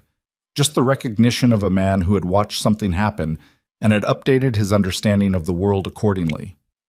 The full convoy, all 300 head minus the small number lost to the panic and the chaos of the pass, moved north onto the valley floor by mid-morning. The autumn market was 2 days' drive away. They would be late, but not so late that the price would fall past the point of a decent return. It was not a clean outcome. Hatch's injury was worse than first assessed, and he'd be off work for 3 weeks. One of Stroud's men had a broken arm and would need the territorial surgeon. The cattle that had been lost to the panic couldn't be recovered. And somewhere to the south, Cornelius Holt was coming out from behind a rock slide, covered in dust and fury, calculating his next move. But the cattle were through. The convoy had made it. And 9 men had moved against a legitimate drive and failed in front of witnesses in a public pass, which was a fact that existed now in the world and could not be unmade. Elena rode at the rear of the convoy as it moved north, Birch beside her, neither of them saying much.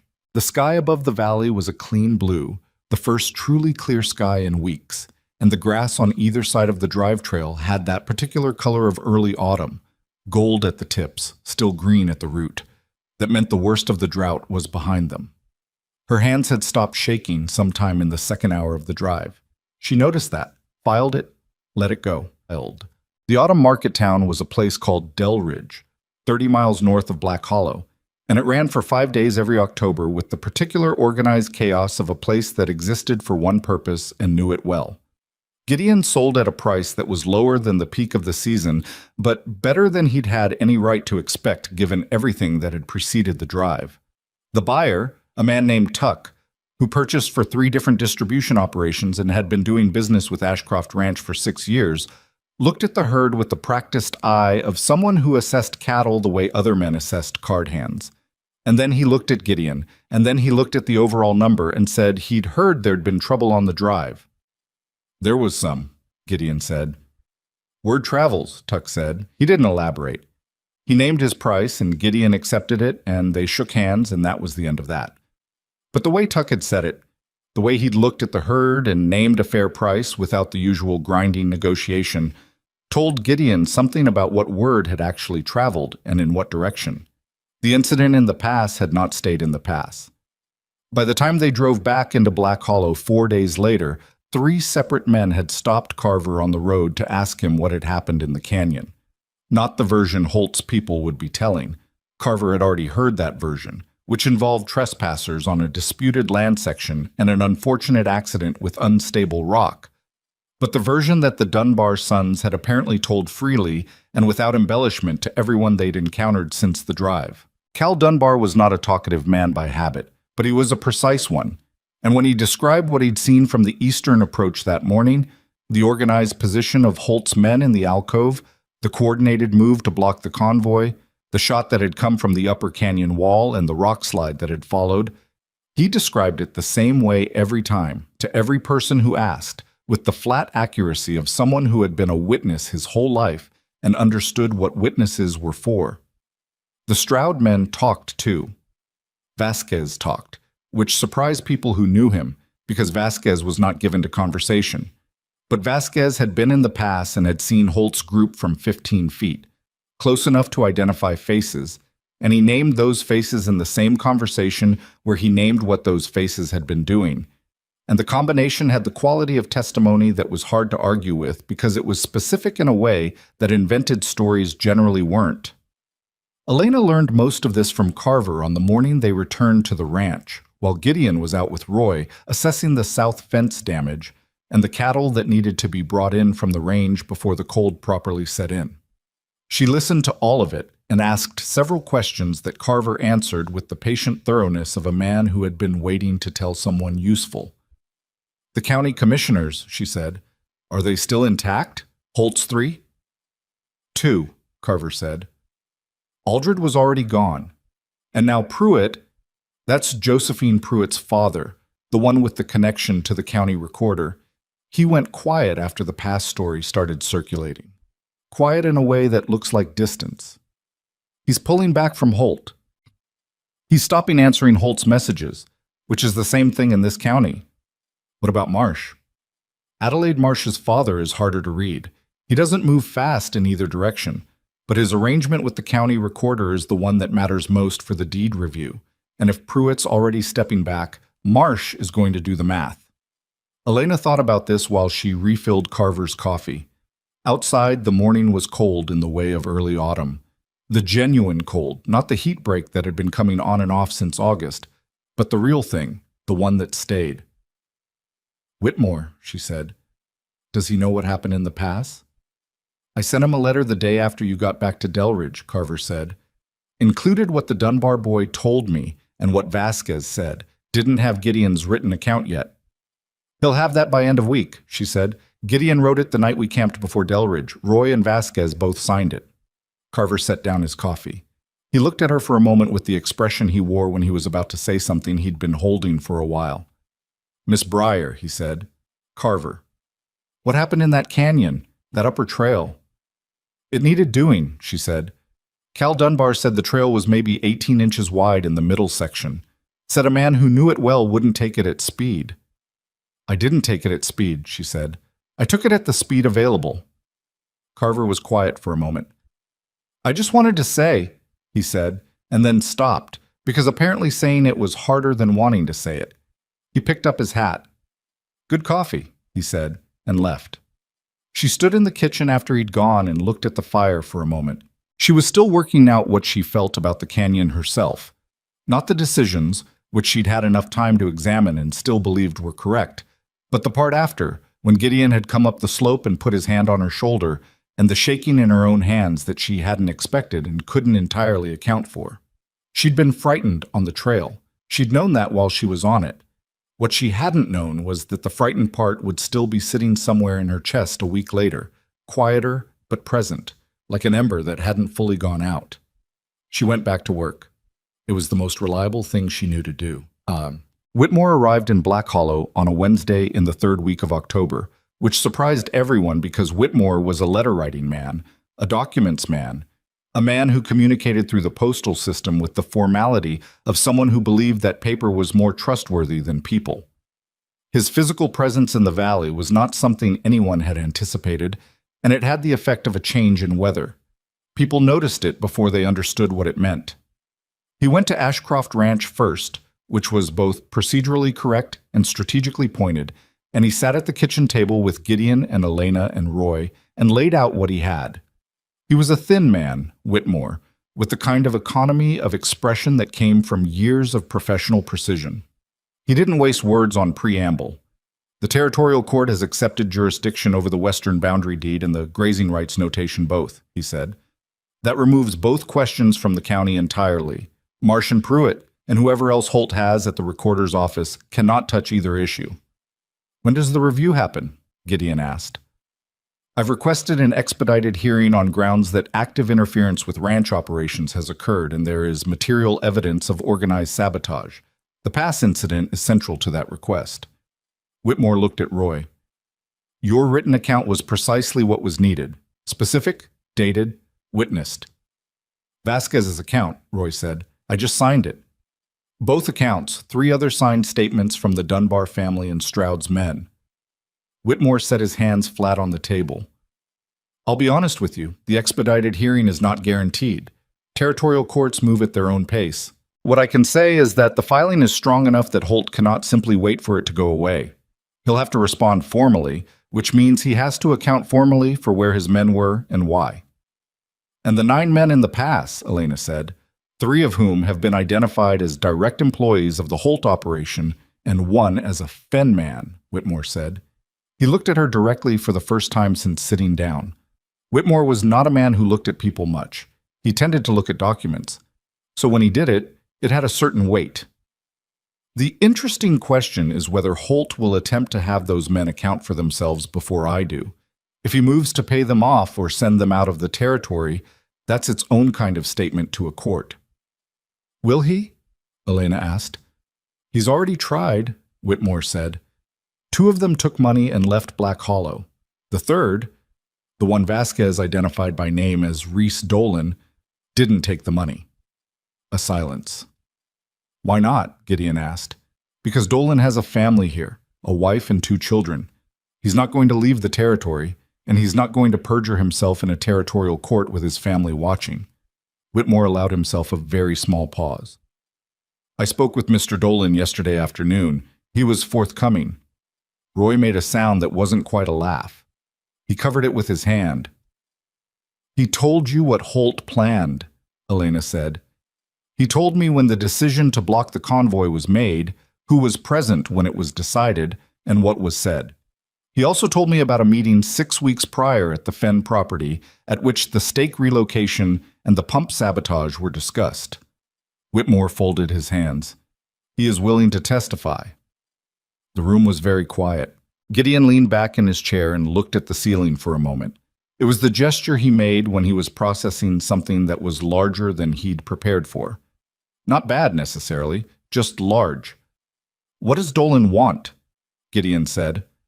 A letter from the ranch stating that he acted under instruction and that the ranch will not pursue civil action against him personally, provided his testimony is complete and accurate. Whitmore looked at Gideon steadily. That is a reasonable request, and I advise you to accept it.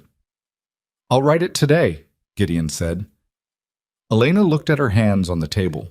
Reese Dolan had been in the Pass, had been one of the 9 men blocking the convoy, had been, in some version of events, part of the threat that had sent her up the canyon wall.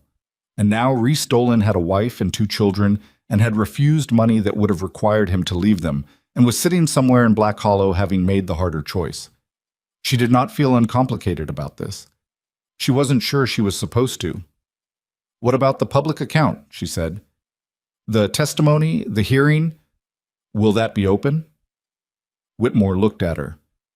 The hearing will be at the county courthouse under territorial jurisdiction. It is a matter of public record. So the Valley will hear it.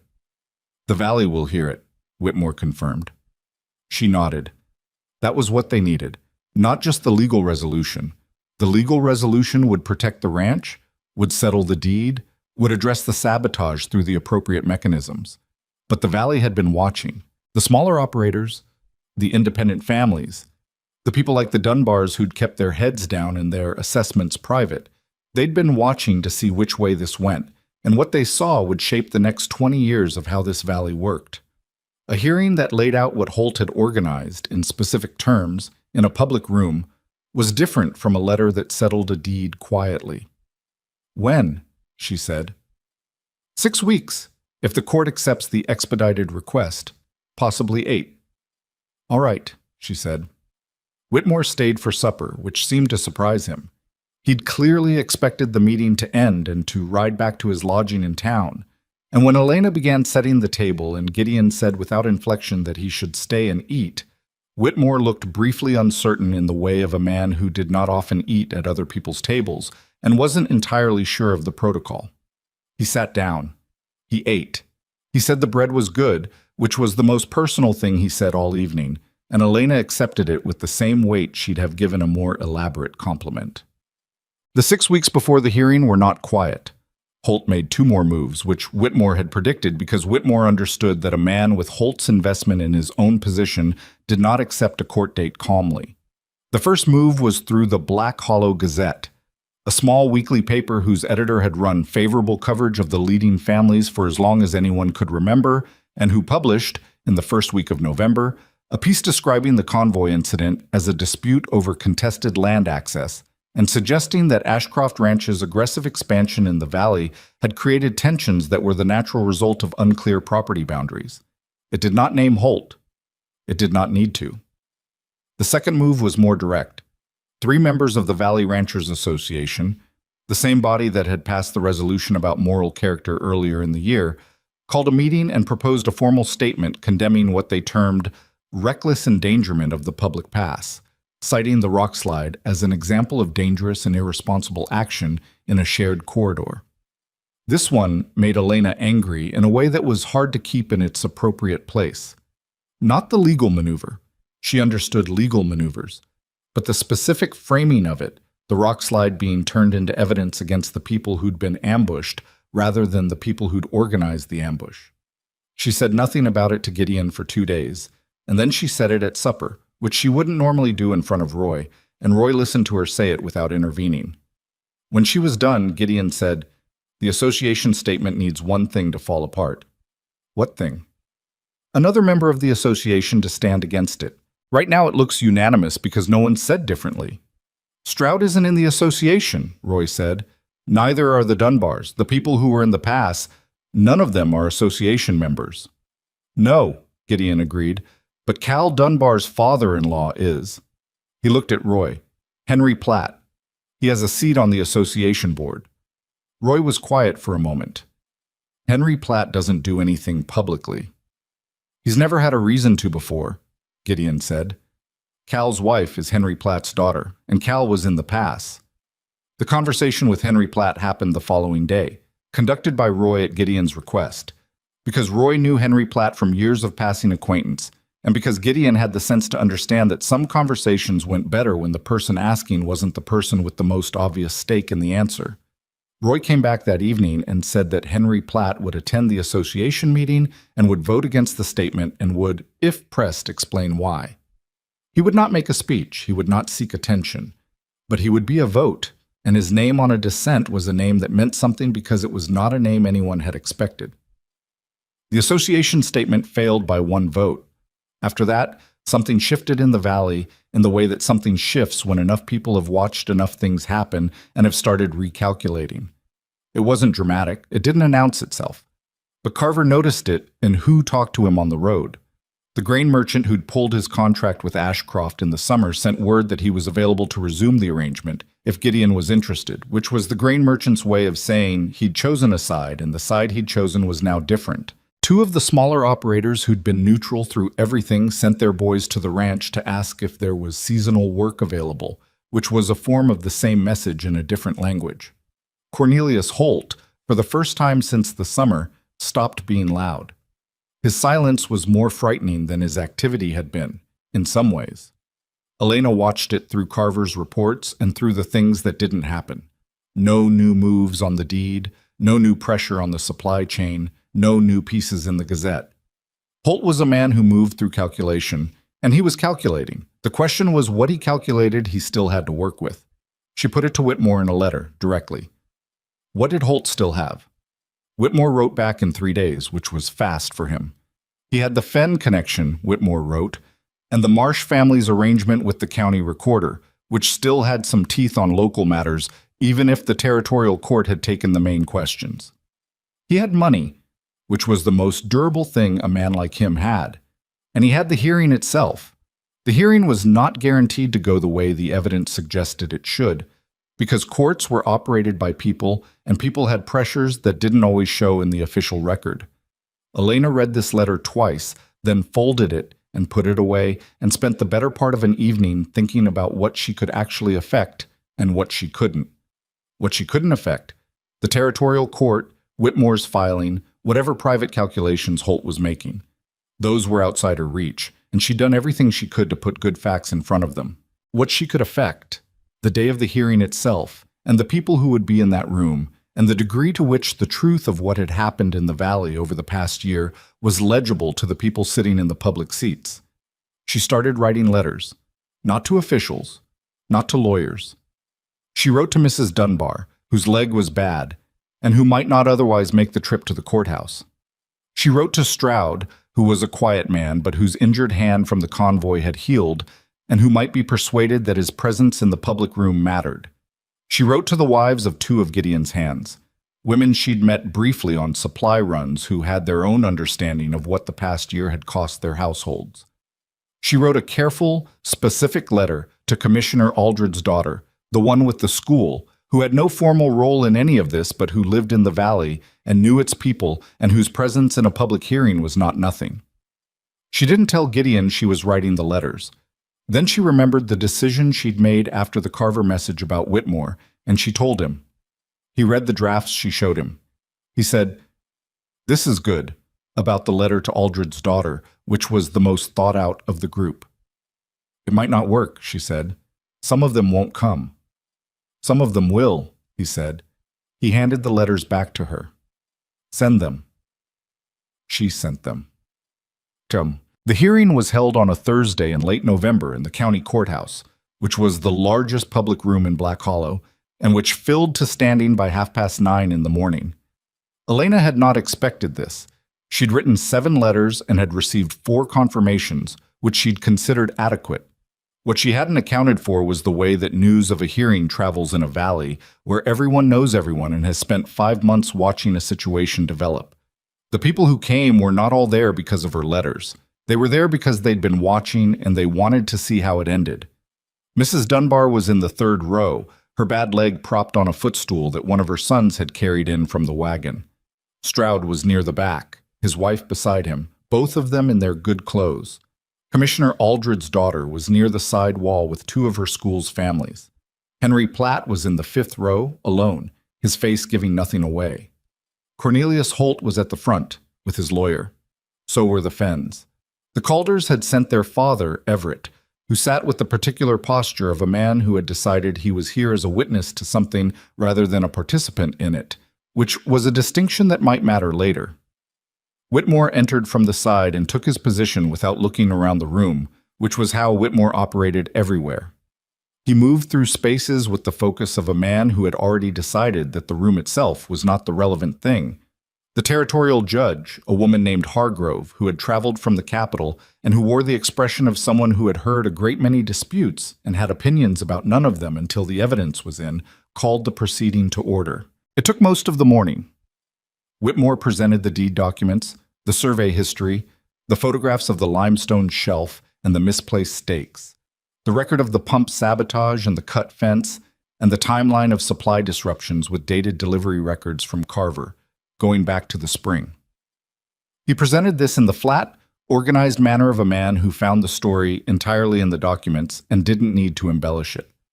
Holt's lawyer attempted 3 separate lines of argument, each of which Whitmore addressed without visible effort. The contested deed was a matter of historical record, and the historical record was present in the room. The pump and fence incidents were circumstantial without direct evidence of Holt's involvement, which was true, and which Whitmore acknowledged before producing Reese Dolan. Dolan was a large man who looked like he hadn't been sleeping well, which was understandable. He sat in the witness position and answered Whitmore's questions with the specific, undecorated accuracy of someone who had made a decision and was going to see it through without revising it. He named the meeting where the convoy ambush had been planned. He named the people present. He named what was said and who said it. Cornelius Holt sat through this without moving. His lawyer objected twice. Judge Hargrove sustained neither objection. After Dolan, Whitmore called Vasquez, who described the pass from his position inside it with the same flat precision he brought to everything. And then, because the judge had asked for an account of the canyon event specifically, Whitmore called Elena. She had not entirely expected this. Whitmore had mentioned she might be called. He had not said she would be. She walked to the front of the room through a silence that had a different quality than the silence that had preceded it, and she sat down, and she looked at Judge Hargrove and not at the room. The judge looked back at her with the neutral assessment of someone doing a job. "Miss Breyer," Whitmore said, "please describe in your own words what you observed and what you did in the North Pass on the morning of the convoy drive." She described it. She was not practiced at courtrooms, and she was aware of that, aware that her voice was not as even as Vasquez's had been, aware that the room behind her was very full and very quiet. She described the sound she'd heard on the canyon wall, the movement she'd seen in the shadow, the reaction of the herd. She described the decision to redirect cattle to the upper trail. She described the upper trail itself without embellishment, because the truth of it didn't require any. She described the rock shelf, the angle, the two shots, and what followed. When she was done, the room was still quiet. Holt's lawyer rose.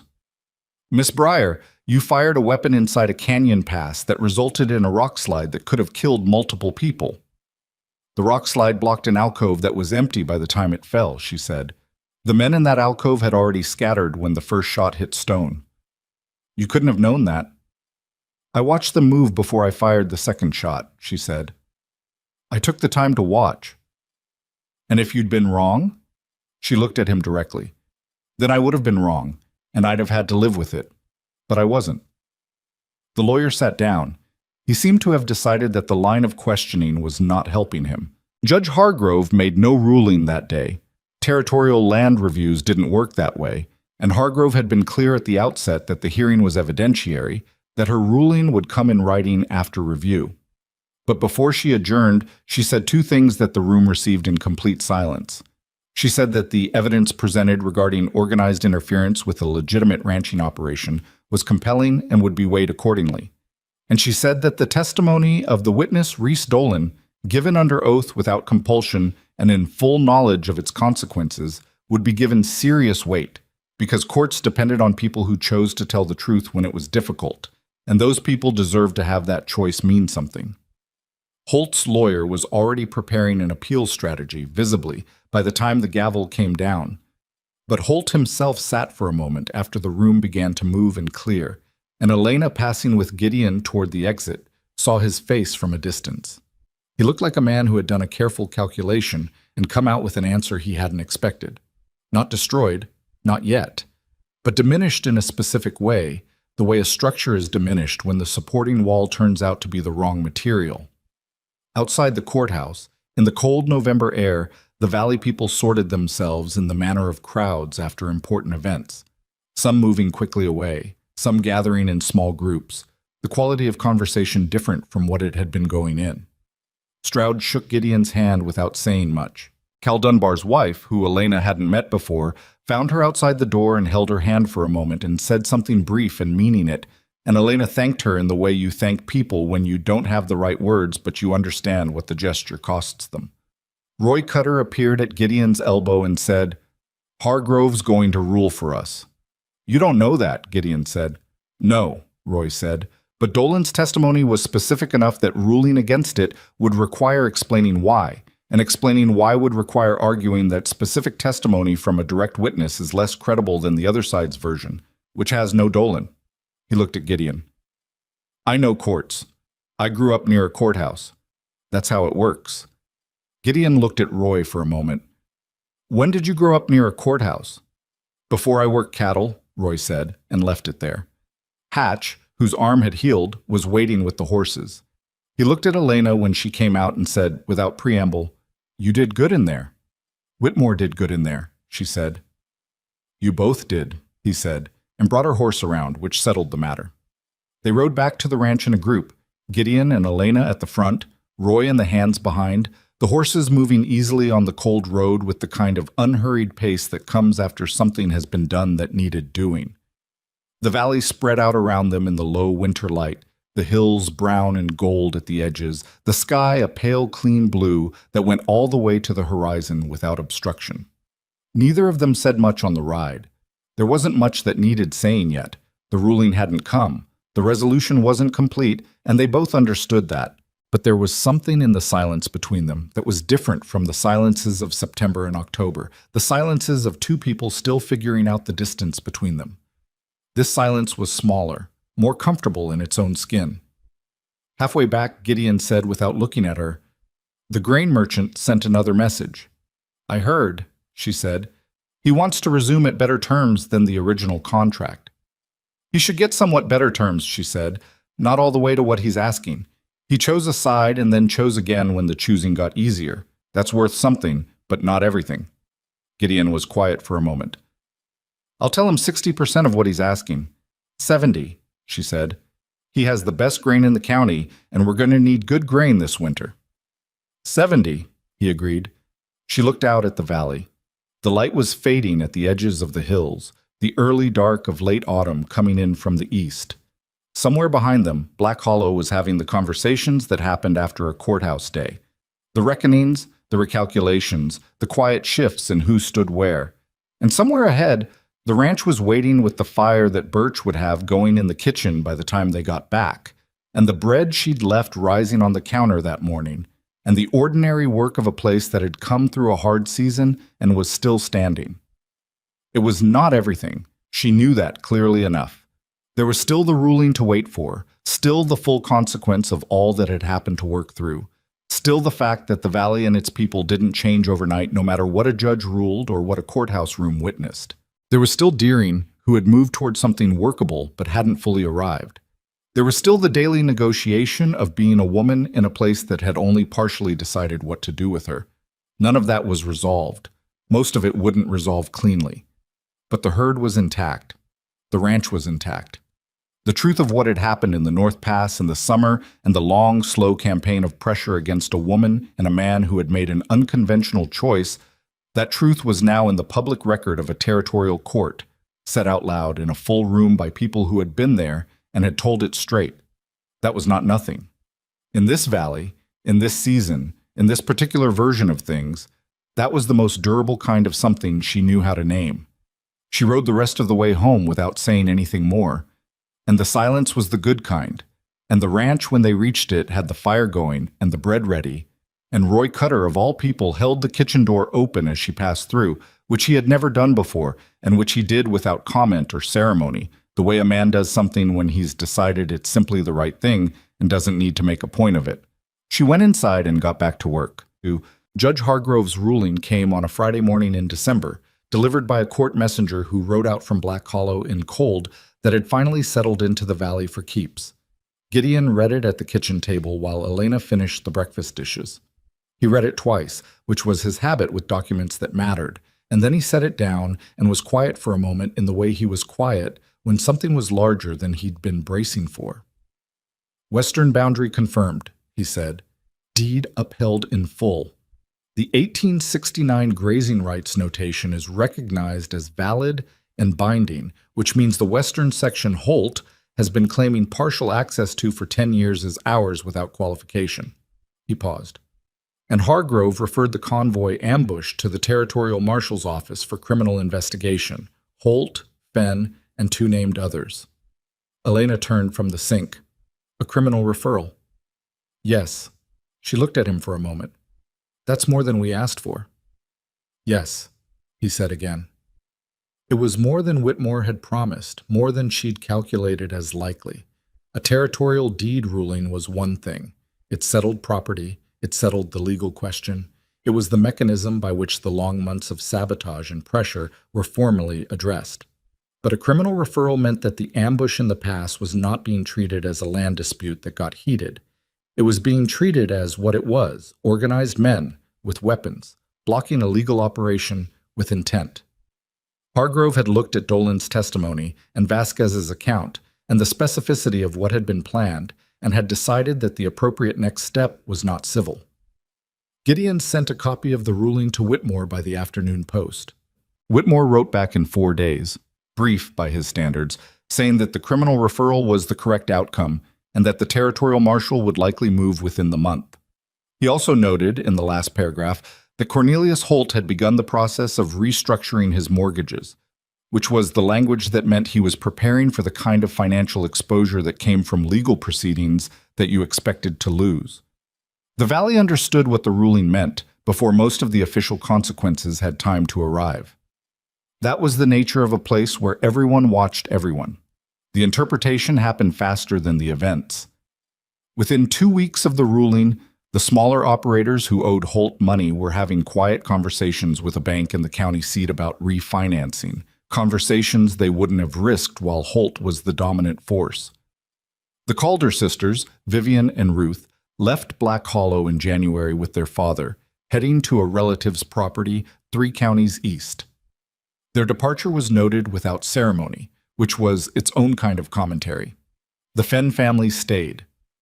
Fenn was a pragmatic man, and a pragmatic man's response to a shifting situation was not to flee, but to find which way the new arrangement was leaning and lean with it. He did not come to Gideon directly. That would have been too much, too fast, and everyone would have known what it meant. What he did was stop being openly hostile, which, in the language of Black Hollow, was a significant move. He nodded to Gideon at the grain merchants. He declined an invitation from Holt's lawyer to be named in the defense. Small things, each of them. But small things added up to a position, and Fenn's position was becoming legible. Cornelius Holt himself shrank in the specific way that powerful men shrink when the structure that supported their power is dismantled piece by piece. He didn't leave. He didn't make any dramatic statement. He became quieter, less present, the man who had organized dinners and commissioner votes and supply chain pressure, now sitting in his house at the edge of town, while the valley reconfigured itself around his absence. Elena heard from Carver that Margaret Holt had taken a teaching position in the northern part of the territory, which surprised her. Margaret was sharp enough for it, had always been sharp enough for more than she'd been pointed toward. Some part of Elena hoped the work suited her. That was not a complicated thing to feel, but it was true. The wedding happened in February. Not in a church, not in the Holt yard with lanterns and a fiddle, not in any of the locations that the town might have suggested or expected.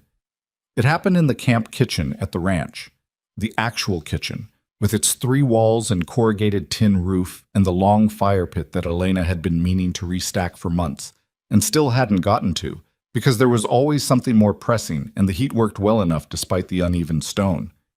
Gideon had asked her where she wanted it, and she'd said the kitchen, and he'd looked at her for a moment and then said, "All right." She'd expected him to push back, to suggest something larger, something more visible, something that announced the occasion in the manner that occasions of this kind were supposed to be announced. He didn't. He said all right and meant it, and the next day he told the hands that there'd be a gathering in the camp kitchen on the 15th of February, and they should plan to be there. Roy had said, "The camp kitchen." "The camp kitchen," Gideon confirmed. Roy had turned his hat in his hands once and said, "I'll bring the good whiskey," which was the closest he was going to get to expressing approval, and everyone understood it. The morning of the 15th was clear and cold, the kind of winter clear that makes the air feel sharp enough to cut, and the light feel like it's coming from somewhere very far away. Elena was up before dawn, which was usual, and she made bread, and she made coffee, and she built the fire in the pit up higher than she normally would, because it was February and there would be more people than usual, and the cold had teeth. Birch came in at first light to help, which she hadn't asked for and which moved her in a way she didn't mention. He was clumsy with the bread. She'd tried to show him 3 times and he still handled dough like it had personally offended him. But he was present and willing, and that counted for more than technique. Hatch arrived with 2 of Stroud's men who had come for the occasion. The Dunbar sons came with their father, who walked with his stick and sat by the fire with the ease of a man who'd spent his life near fires and was comfortable. Carver arrived from town with a covered dish that turned out to contain a spiced apple cake he'd apparently made himself, which no one had known he could do, and which he defended from questions about its origins with complete dignity. Commissioner Aldred's daughter came with her husband and one of the school families she'd brought to the courthouse hearing. Even Deering was there, standing near the back in his good shirt, not talking much but present, which was the version of Deering that had emerged in the months since the hard conversation in the kitchen. Not warm, not demonstrative, but no longer opposed to the thing in front of him. The justice of the peace was a woman named Cordner, who'd been officiating in the county for 11 years, and who approached her work with the brisk practicality of someone who'd seen enough weddings to have a considered view of which parts actually mattered. She stood at the fire and said the words that needed saying, and Gideon said his part in the steady, deliberate voice of a man who meant what he was saying and didn't need to perform the meaning, and Elena said hers looking at him directly, which was how she did everything. When it was done, Cordner signed the paper, and Elena signed it, and Gideon signed it, and Roy witnessed it because he was standing closest, and that was the marriage. Legal, complete, no more complicated than it needed to be. Someone passed a bottle around. The apple cake turned out to be the best thing Carver had ever produced. The Dunbar patriarch told a story about a February thaw he'd lived through 40 years back that everyone listened to the way you listen to someone who has earned the right to fill a room. Birch ate 3 pieces of cake and said nothing about it, which was the right call. Elena stood at the fire for part of it and moved through the group for the rest, refilling cups, making sure the bread was cut and available, doing what she did in any kitchen at any gathering, the work of it, the maintenance of it, the small, constant attention that kept a space feeling like somewhere people wanted to stay. Gideon moved through the gathering on his own track, talking to the Dunbars, to Stroud's men, to Carver, and their paths crossed occasionally, and each time they crossed, he looked at her in the specific way he'd been looking at her since the courthouse day, like someone who had stopped waiting for something and found, in the stopping, that what he'd been waiting for was already there. Roy found her at the fire toward the end of the evening, when the group had thinned to the people who were comfortable staying, and the cold had come in through the open wall in a way that made the fire more necessary. He stood beside her without preamble, which was his way. "I want to say something," he said. She waited. "When you first came to the ranch," he said, "I told Gideon you'd need to earn it the same as anyone else." He looked at the fire. "That was fair as a standard. It wasn't fair in the way I was applying it." She considered this. "You were watching for whether I could do the work." "I was watching for whether you'd fail," he said. "That's different." She looked at him. Roy was not a man who examined himself often or publicly, and she understood that this was difficult for him in the specific way that honest self-assessment is difficult for people who've spent most of their lives relying on being right. "You changed," she said, "over the season. That matters more than where you started." "I'm not looking for credit," he said. "I know," she said. "I'm not giving you credit. I'm telling you the truth of it." He was quiet for a moment. The fire moved between them. "You're good for this ranch," he said. "That's all I wanted to say." She nodded. He picked up his cup and moved back to where Hatch was arguing with one of the Dunbar sons about the best approach route through the eastern foothills, which was a conversation that could apparently sustain itself indefinitely, and the evening went on. Spring came the way it always came to the valley. Not all at once, but in arguments, cold mornings, and warm afternoons trading places for weeks before the warm finally held. The creek ran high from snowmelt, and the grass came back green and legitimate, the real color after the drought yellow of the summer before, and the cattle moved through it with the unhurried purpose of animals that were not worried about water. The territorial marshal's investigation concluded in March.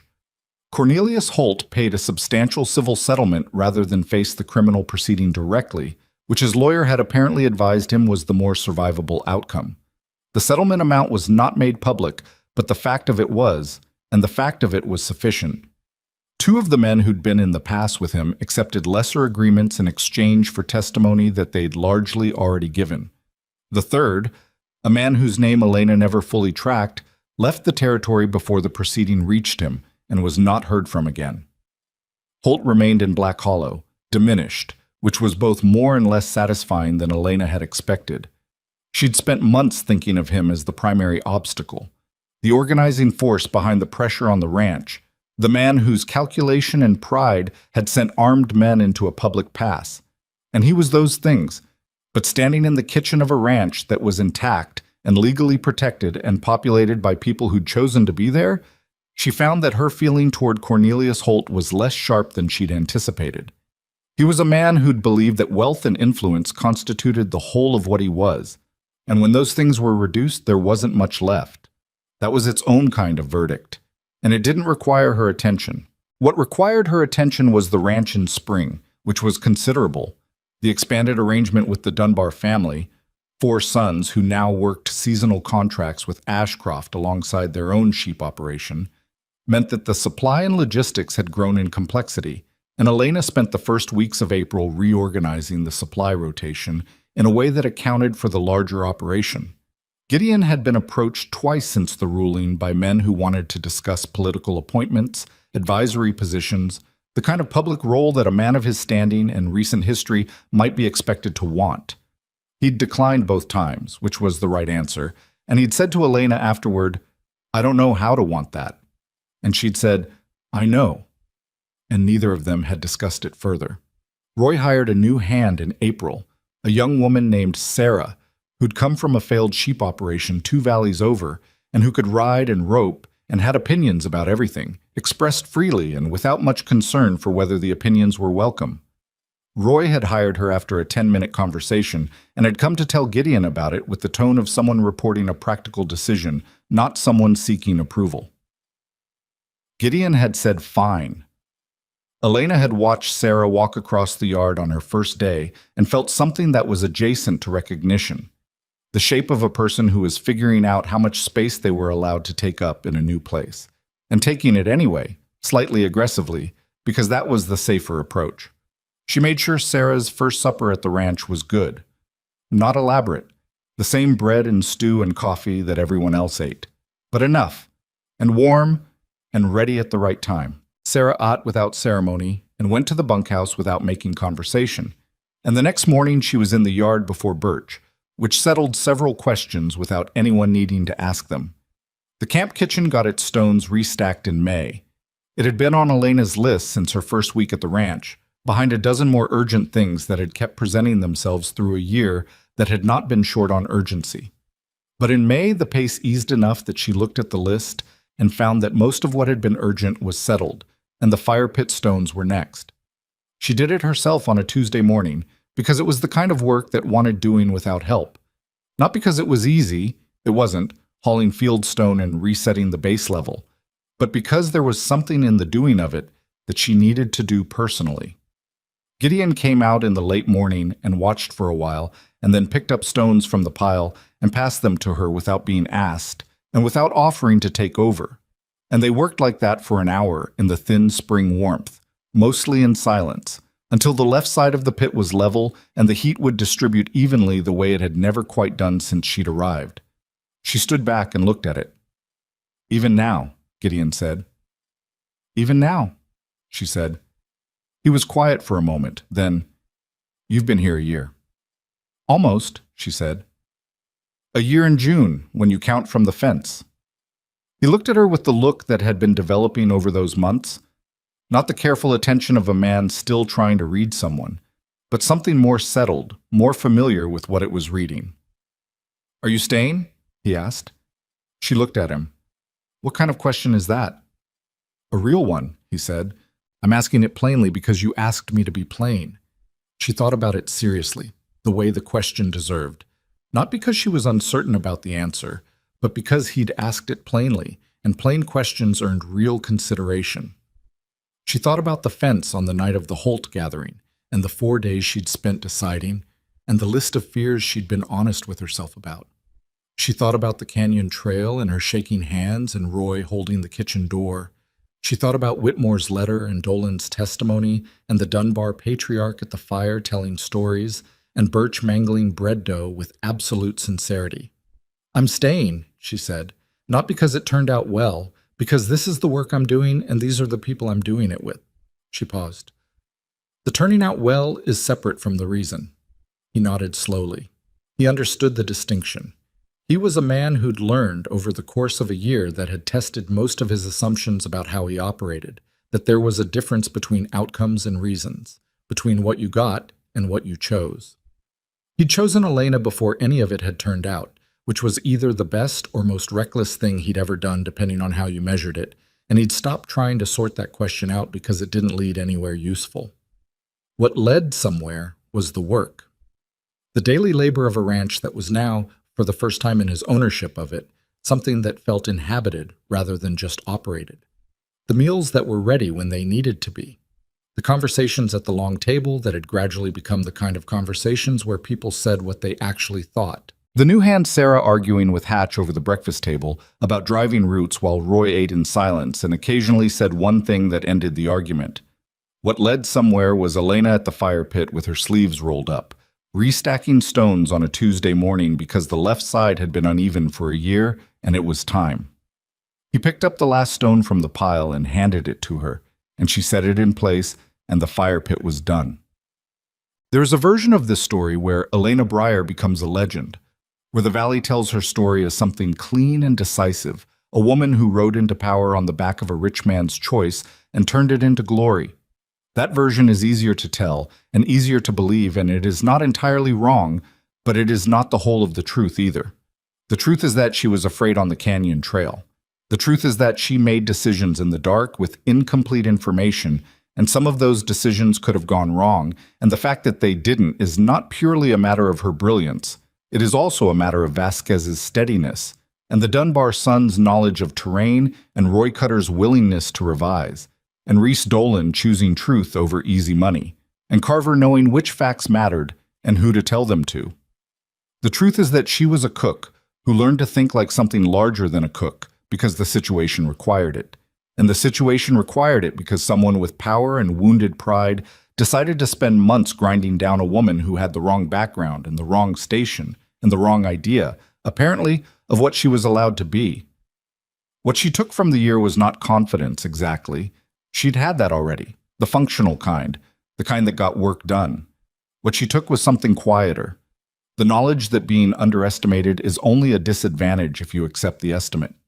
That belonging to a place is not something given to you by the people already there. It is built, the same way everything worth having on the frontier is built, with daily labor and honest reckoning and the willingness to stay when staying is hard. The ranch grew, not quickly, not dramatically, but steadily in the manner of things built to last. The Dunbar arrangement became permanent. Stroud's operation, which had been struggling before the convoy season, recovered and expanded, partly through a supply arrangement that Elena had put together with Carver over the winter. Commissioner Aldred's daughter got her schoolhouse, a proper one, lumber and foundation and 4 windows, and Elena helped organize the Valley Women's contribution to it, which was not a small contribution.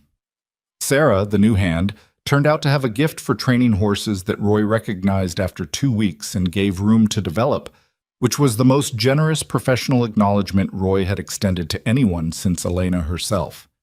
The Valley was not healed. That would be too simple and too false. There were still families who resented the shifts in power, still men who thought the courthouse outcome had been engineered unfairly, still the ordinary human difficulty of a community that had organized itself around certain assumptions for 20 years and found those assumptions broken. Those things didn't dissolve just because a judge ruled and a powerful man paid a settlement. But the Valley was different. More honest with itself, maybe. More aware that the story it had been telling about who deserved respect and what respect was based on had always been a story someone invented, not a natural law. Elena hadn't set out to change the Valley's idea of itself. She'd set out to survive a year in a hard place, to do her work well, to navigate a situation she hadn't entirely chosen and make it into something livable. That it changed things beyond what she'd aimed for was not her calculation. It was the result of a lot of people making a lot of small choices, to stay, to speak, to show up at a courthouse, to hold a kitchen door open, to restack the stones on a fire pit that had been uneven for too long.